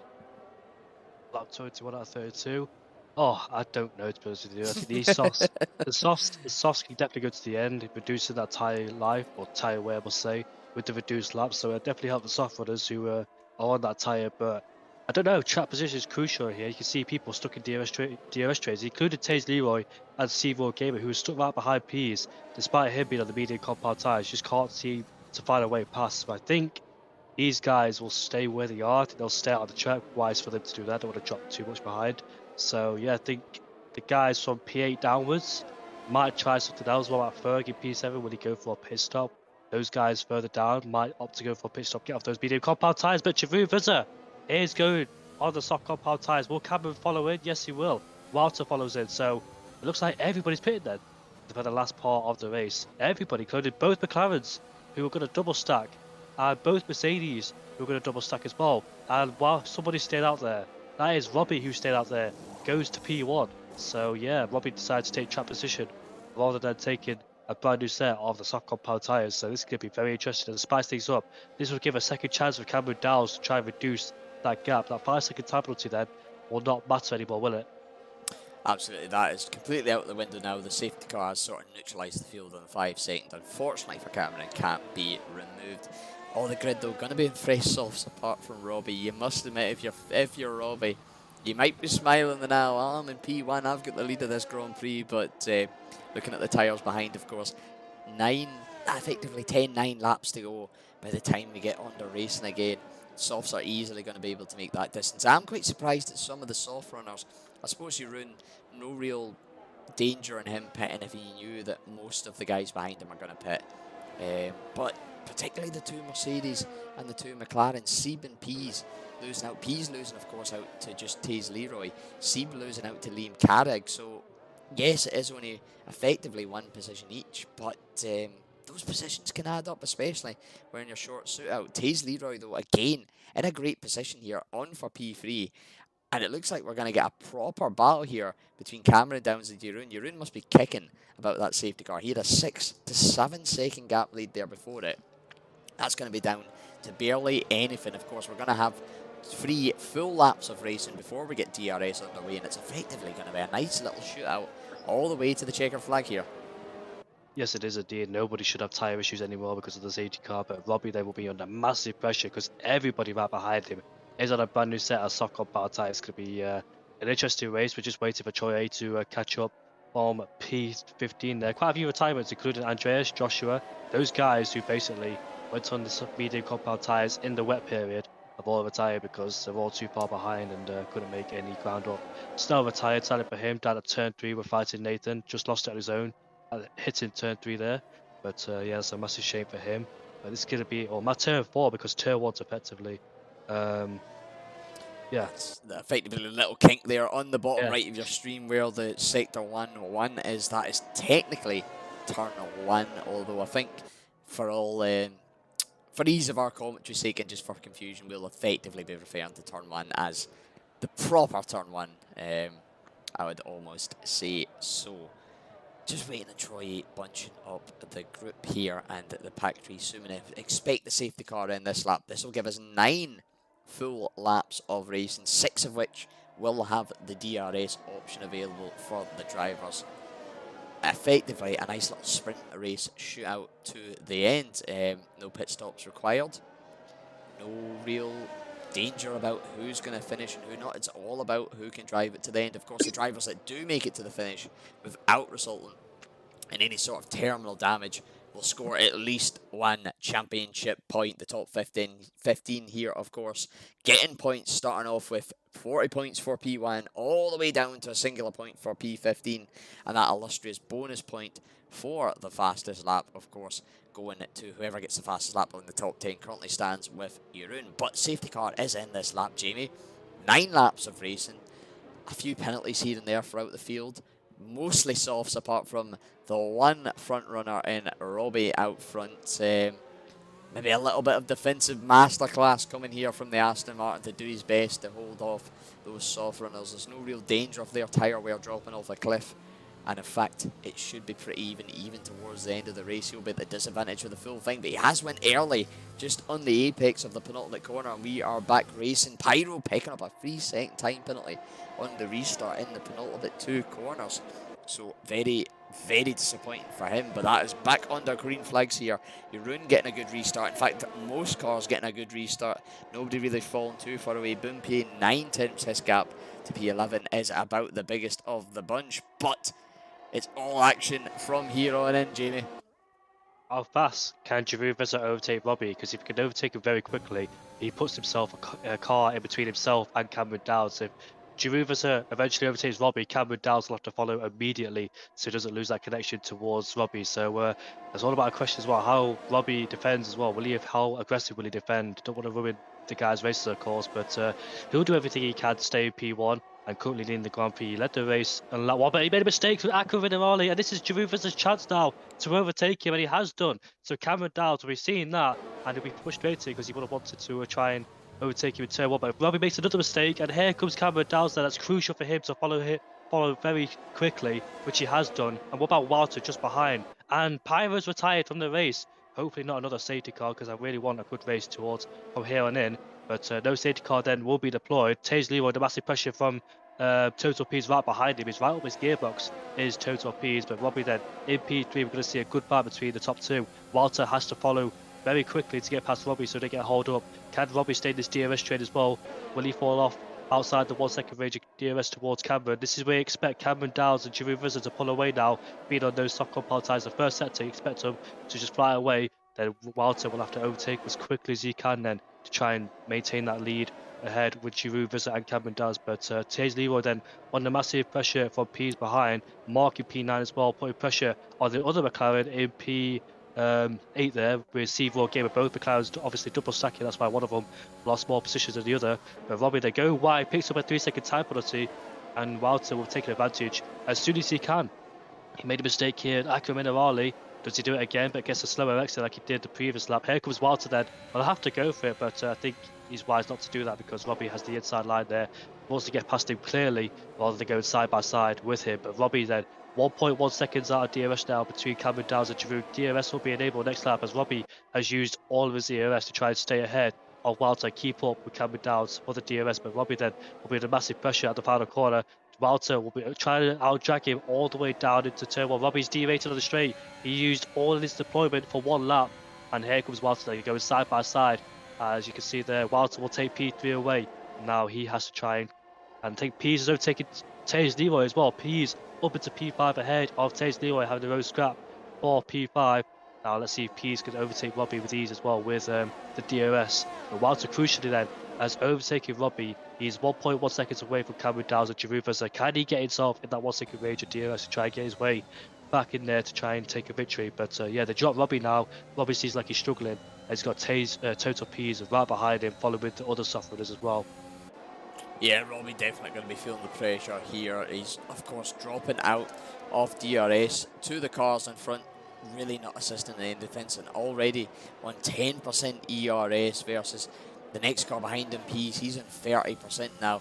20% isn't a huge difference, but trust me, it could be enough to get the move done, and I fear it's just more a ticking time bomb of how many positions is Robbie going to lose before the end of this Grand Prix. Of course, very unfortunate start to the race with that jump start, really not assisting in any way, but 9 lap-old mediums versus 3 lap-old softs, it's never going to be a contest. And here goes P's using that battery, using that DRS all the way up to 200 miles an hour before we even get halfway down the straight.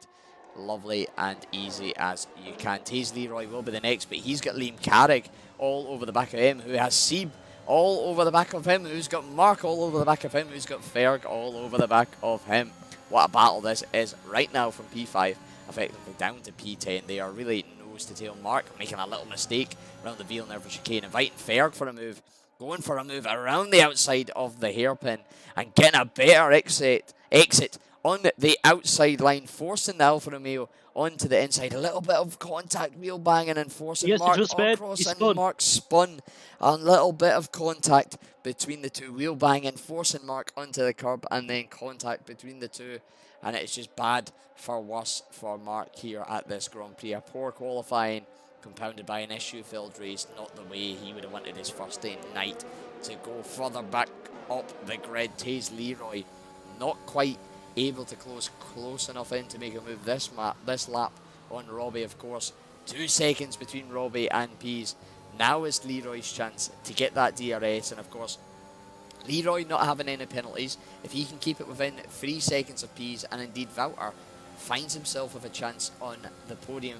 Cameron Downs, though, further out front, has made the move for P1. He is now leading this Grand Prix after 28 laps, losing it out under the safety car, under the safety car with the 5 second penalty, and Jeroen now dropping down to P2. Of course, the 2 cars behind him serving penalties. Leroy getting past Robbie.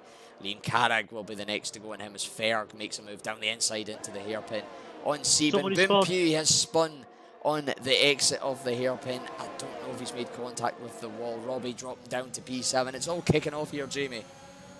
Yeah, it is. Taze Leroy got past Robbie. Robbie tried to fight back but couldn't do so. Liam Carragh's taking advantage of the ball. in his fight. The two Irishmen in P5 and P6. LFR Liam Karak makes his way from P17 up into P6. What a race. And also has no penalties as well, so he's done a fantastic job. Talk about penalties, Seville Gamer has collected another one standard for him down there in P9, but Robbie's not giving up whatsoever. Change of leadership the last lap between Giroud and Cameron. Lap 20 out of 32 then. Yeah, it's a good top three to see. Shame we didn't have this fight back in Abu Dhabi when Cameron Downs crashed out at the penultimate corner, but Giroud has saved up a lot of EOS. And let's see if he's trying to go for it. Back into turn 1 we go. He turns off the DRS, doesn't go for it, but Robbie has been overtaken by Third. Look at Taze Nero, Liam correct. Liam is up into P5. Will Third go for it too? As we make our way down into turn 1, he goes side by side, and he spun. A massive shame there. So hard to go side by side through turn 1, turn 2, and turn 3. I'm not quite sure he was at fault for there, but Taze Nero then. Seville Gamers also under pressure from Nathan right behind. Nathan has overtaken Robbie and looks like he's on pursuit towards Seville Gamer. Seville Gamer looks like he's struggling, and Nathan will be was all over the back of him. Wanted to overtake him, of course, after spinning out before the safety car. You can see Nathan there just weaving, saying thank you to Robbie because I think he might have let him go or something like that. And now we can continue his fight between both McLarens in P6 and P7. Then Liam Karag, fantastic drive, must be said. P17 all the way up to P5 there. Good race pace, just showing what he could do here on his day, and also picked up no penalties. So it's nice to see back in racing. But saying that though, he's just made a mistake in that chicane and gets back on the track, and thankfully doesn't pick up a penalty. So he needs to be careful. His fight now is trying to hold off Taze Leroy and Seville Gamer and Nathan right behind him. But to lap 29 out of 32, Walter sees closer towards Giroud, then Giroud is towards Cameron Down. So Giroud under pressure then from Walter's Peas gets himself in that 1 second range of DRS, being stuck behind Seville Gamer and Taze Leroy. Getting clear of those two, now he's on the battle between the podium pay position because they both picked up 3 second time penalties. Troye has overtaken Robbie for P9. Robbie's to sit in duck here, and looks like he's going to try and go back for it into turn number 3. He's right behind him, is Robbie, but on the soft compound tyres, I don't think he'll try and go back for it. No, he stays in P10. Sadly, that medium compound tyre is just not working out for Robbie whatsoever. Chose to go on a different strategy, but ultimately cost him a lot, and he's down in P10. Did lead the race at the early on due to a drive-through penalty, but yeah, down back into P10, sadly for him. But nice to see P's up in there. It's a 4-way fight for first, of course, but there's 2 laps to go. I think it's going to be a Cameron Dowd versus Giroud because they both haven't got any penalties. And Cameron Dowd did have a penalty, but got it removed in the pit lane, and a safety car as well also removed that chance of getting rid of that 5 second time penalty. So it's just a straight fight between Giroud and Cameron Dowd, and let's see who's going to win.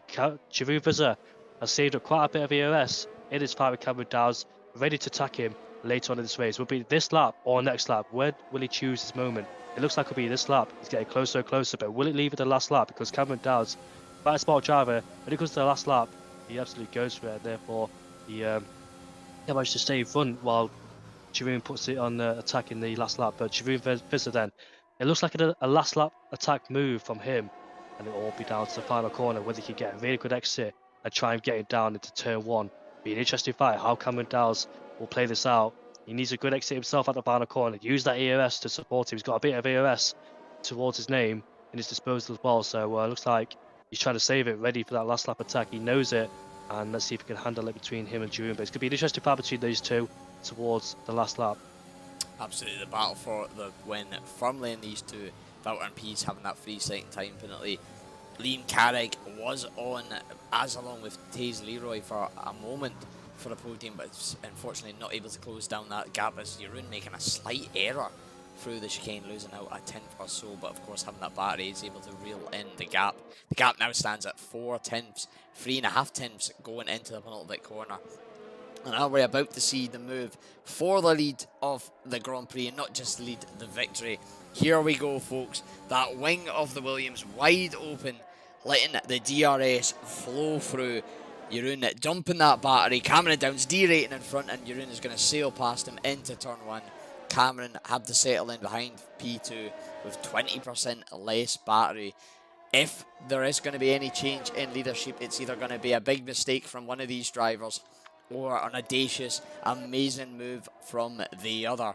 We'll wait and see as we follow them around this final lap here. The battle for P3 also going on further behind. Valter and P's duking it out. 3 tenths between them, so maybe watch out for a move down towards the line. But all eyes firmly on the Mercedes versus the Williams out in front as they come down through into Aqua Minerale. Shazoo Cameron Downs chasing down Jeroen after leading much of this Grand Prix, putting his car on P2 on the grid. They are going to finish as they finished in qualifying as it stands, and it's going to be really a matter of time before Jeroen claims this win, unless Cameron's got one little thing in his locker. But with 2% ERS versus Jeroen's 20%, you've really got to say the odds are stacked against him as the Williams rounds the final corner, runs up to the line to claim victory. 2 in a row in this season for the championship leader. He extends his gap at the top with a victory over Cameron Downs. Wouter collects P3 by 1/10 over his relentless teammate of P's. Liam Carragh, what a drive. Driver of the day for me, coming all the way from the back of the field up to P5. Tees Leroy, another solid showing from him, P6. And I believe Nathan in P7. We'll get your full rundown of the results in just a moment here, folks. Bear with us. But Jamie, what a race that was indeed. Yeah, it was. Giroud planned it perfectly there, saved the EOS and go for it on the last lap. It's a long straight, of course, and Cameron Downs had no way to defend, using all the battery he could. But ultimately, Giroud winning the race. But what a fantastic race from Giroud then, claiming his victory and extending his championship lead over his main rivals of Walter and Relentless Peas. Then, so what a race there from Giroud. And yeah, it's a shame for Cameron Downs, but nevertheless he recovered back and got that 5 second time penalty removed. Had his chance of winning it, but ultimately it belonged towards Jeroen. But Liam Carragh, P17 to P5, done a fantastic job, and nice to see him then back in league racing, finishing in P5 as a good result. His Irish patriot is right behind him with P6 ahead of Nathan Troyer, finishes at P8 for P19 as well, another driver, done a fantastic job. Steve Gamer P9 ahead of Robbie, Griff in P11 ahead of Bob Pierre, Mark in P13, and Ferg in P14, and the rest down. Or DNF. Pyro was the last one to DNF. I think he caused a safety car as well. I think he did, didn't he? Yeah, he caused the last safety car there, lap 24, spinning out on, I believe it was the final chicane. Andreas, ESWJR, Rudy, XL, Larkin and Snell. Your other non-finishers, of course, JR and XL, I believe, choosing to retire in the pits, not actually crashing out on laps, making some poor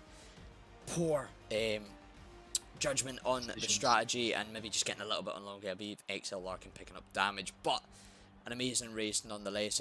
I'm so probably as glad as you are, Jamie, and everybody at home, and in fact probably the drivers, that the intermediates decided to go dry instead of wets, just to give us a little bit more strategy, a little bit more entertainment, and a little bit more in the way of battles to the penultimate end, to the final stages of the Grand Prix. Hopefully though, we can get a little bit of a chat of our podium sitters. In the meantime though, Jamie, we're getting to the business end of this season. Next week is Baku. Now, Baku for me is my favourite circuit as a driver. So you can imagine how I'm feeling from Monday night when Tier 4 take to the grid. As a commentator though, you've seen these guys drive around, or the majority of them at least drive around Baku. What kind of race are you expecting next week? Steve Gamer to be up there because it's one of his favourite tracks. He actually won a race here in CRL, holding off, I think it was Relentless Jeroen. So, yes, Steve Gamer is quite handy around the streets of Baku. And yeah, hoping it to be a really good race around there. Apologies about the cough, hopefully that disappears next week. Yeah, Seb, of course, last time really handy round the circuit in Baku. One of the more technical, tricky circuits, of course. Not very often you see a right angle turn on an F1 circuit, but it has it in plenty. Of course, the other interesting aspect of round number 13 of Season 6, not only is it Baku, it's a sprint race. The third and final of the sprint races around Baku. So of course, 1-shot qualifying, and then a 25% race with no safety cars enabled, and that sets the grid for the full feature 50% race. So it'll be a long old Grand Prix for all the drivers, and a tricky one at that around the streets of Baku. So expect some maybe mistakes, expect some maybe drama, but most importantly, expect some overtakes. I'm really looking forward to it, not just as a driver, but as a commentator. Surely it is going to be one to look forward to next week. None of our podium sitters in quite yet for a quick little chat. Cameron Downs unfortunately won't be joining us. I don't think Wouter will either. He does not have a solid total, I think microphone. Jeroen Vizor wants an interview. He said yeah. So we'll see Jeroen here shortly. Hopefully we can hopefully we can have a chat with him. Absolutely get his 2 pence on the Grand Prix. Shame not to have the other two in, but understandable. Cameron's dad, of course, in the comments, he's got to be happy with that P2. Sadly, sending the young man to bed. Unfortunate for that. I would love to talk to him. Of course, it's nice to get Please another. don't embarrass him. It's nice Please to don't get another. embarrass your dad. Oh no, I'm not embarrassing Dad. It's embarrassing him. It's amazing though. P2 tonight. I just want to talk about this performance. I think his performance overall. We all know he's a quick driver, but 12 years old. I'm 2 of him. I'm double his age, and he's doing stuff like that. When I was his age, I could barely hold a controller, let alone. I was listening to the iPod back then when I was 12. Well, Jamie, I'm a little bit older than you, mate. So just stop there before you make me feel too old. But yeah, amazing drive from the young lad, and definitely one for the future. I think you'll see him in a lot of top leagues, maybe even esports. I would love to see him.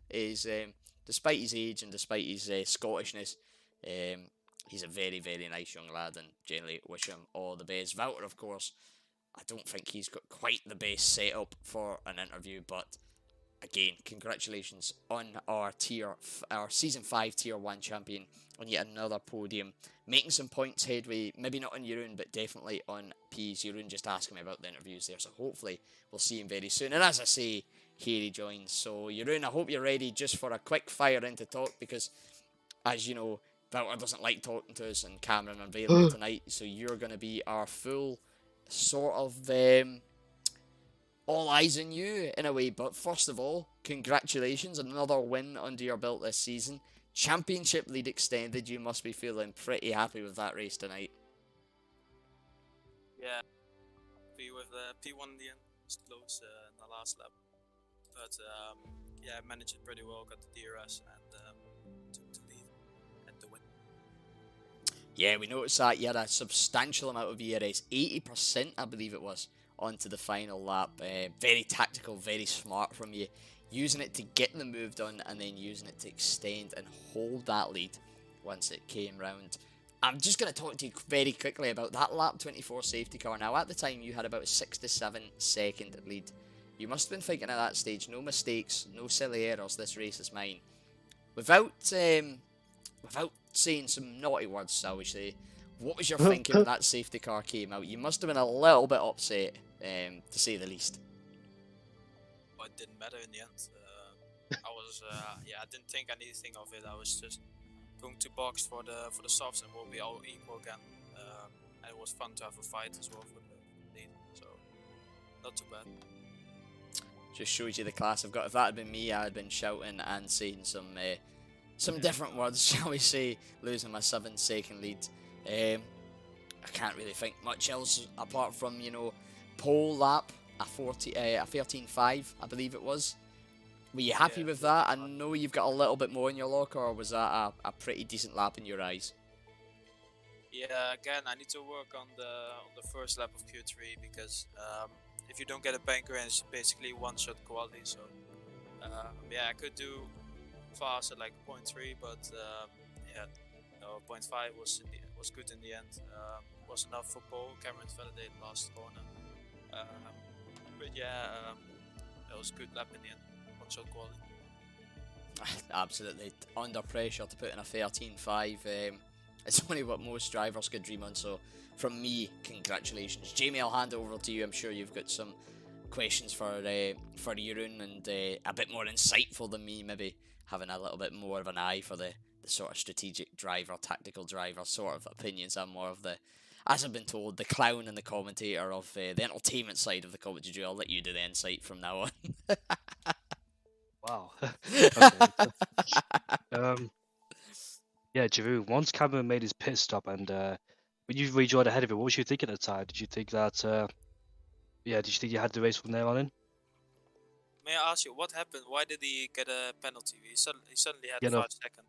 Yellow flag infringement. I think he, one of the back markers spun, and he overtook the back marker under the yellow flag, and that's not quite fair, to be fair. But yeah, I think that's why he got a yellow flag for overtaking under the yellow flag. Okay, I thought it was something like, I think Rudy spun, and then suddenly I think like a lap later only I noticed he had a pen. But yeah, he had to take that in the pit stop, so you can't remove it. It's unlucky for him. Yeah, that's a bit unfair, but in the end didn't change things because we were back together for the last laps. How are you feeling for Baku, mate? It was like one of my favorite track. The last game. This game I haven't really raced it that much, but yeah, I like the track. So will be another strong showing probably. You're continuing to extend your championship lead, aren't you, mate? So you've done a fantastic job. There's like 3 races after this race: Baku, Belgium, and Bahrain. Do you think you've got the championship in the bag now? Yeah, I can't bottle it anymore now. His lead is good. Just finish the other races and it's fine. Yeah, that's all I've got to say, mate. Congratulations on your win yet again, and have a good night. Yeah, same to you. Absolutely, congratulations, Jeroen. I know you like it when I say Jeroen instead of Jerome, so I'll sign you off as that. Of course, that is us tonight for round number 12 of season 6. Jamie, it's hard to believe it's been 12 rounds. Of course, I missed last week, so it's only been 11 of us, but it feels like yesterday we started off the season in Albert Park, Australia. Although that was in fact 3 months ago. Time flies when Wow. you're having fun, eh? Jeez, I remember the pre-season race back in China. Of course, yeah, even a week before that, it really has been a season of a flyer. Of course, today, those that haven't seen it, we had the first ever announcement trailer for F1 2020. Not F1 2022, they've been EAFI'd a little bit, and we've got F1 2020. That'll be coming out on 1st of July, so Season 7, I would expect, unless some sort of miracle happens, and or not miracle, shall we say, there's maybe a delay in the game. Season 7 will be on the new game, so that'll be one to look forward to. But of course, before all that, we've got 3 more rounds of Season 6 to go here. They, of course, being round number 13 in Baku City Circuit, round number 14 around Belgium at Circuit de Spa-Francorchamps, and round number 15, your season finale at the Bahrain International Circuit, and of course, Bahrain. Jamie and I will certainly be there for all 3 of them, unless of course something creeps up again. Hopefully not though, we can keep this regular and amazing commentary team going. Thank you once again for joining me, Jamie. You're an absolute pleasure and an honour to commentate with. Your insightfulness, your attention to detail, your eye for everything, it's just second to none, I must admit, mate. So thank you once again for joining me in the comms box tonight. Yeah, been a pleasure, mate. Always a pleasure to commentate with you. Absolutely, it's really been one of, I would say, in the 2-year anniversary, this has got to be the best commentator pairing we've ever had. Sorry, Jonathan and Hedgehog in Tier 2, of course you might have caught them before you joined to us, but I would say we are number 1. Jonathan, I remember commentating with Jonathan. Jonathan's a great commentator and commentated for Tier 2 in a few races before I got promoted to Tier 1. So hopefully me and Jonathan can be back for another few rounds. And Hedgehog, I've never commentated with Hedgehog before, so hopefully I get that opportunity.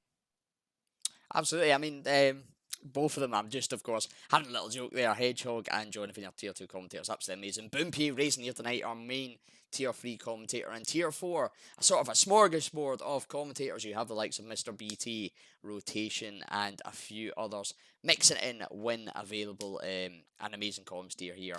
Shows really what you can build upon after 2 years of experience. But folks, that is going to be it from us tonight. Thank you once again for joining me and Jamie, of course. 2 years on, as much as the racing matters, it's you guys in the comments, you guys watching these Grand Prix back if it's right here tonight, tomorrow morning, or in 6 months' time in the year 2024, whenever it is. If you're listening to my voice here, thank you very much for being a part of the CRL community along the 2 years that we've already been here. Let's hope that in 2 years' time, we'll be here not just as we are, but even better, and I have no doubt that that'll be a thing. I've been your main commentator, CRL Freefall, joined by the amazing LFR Indigo. Thank you very much for joining me. Make sure to tune back on Monday night, 7:30 PM BST. Tier 3 takes to the streets of Baku, followed shortly by Tier 4 at 8 p.m. BST. You can catch our commentators live on the CRL channel as you caught us here tonight. And then make sure to tune in next Thursday, 7:30 BST. Hedgehog and Jonathan. Of course, Matt Rowney. Shout out to Matt Rowney. He was coming in for Jonathan tonight in Tier 3. I believe Jonathan will be back for Tier 2 at 7:30 next week on Thursday night. And of course, me and Jamie, your regular hosts here for the Tier 1, as we see if Jeroen can steal his championship anytime closer than the last race. It could be on, it could be not, but we'll find out next week in Baku. I wish you all a very, very good evening and a very, very good weekend. Thank you all. Good night. That got you stopped. I needed a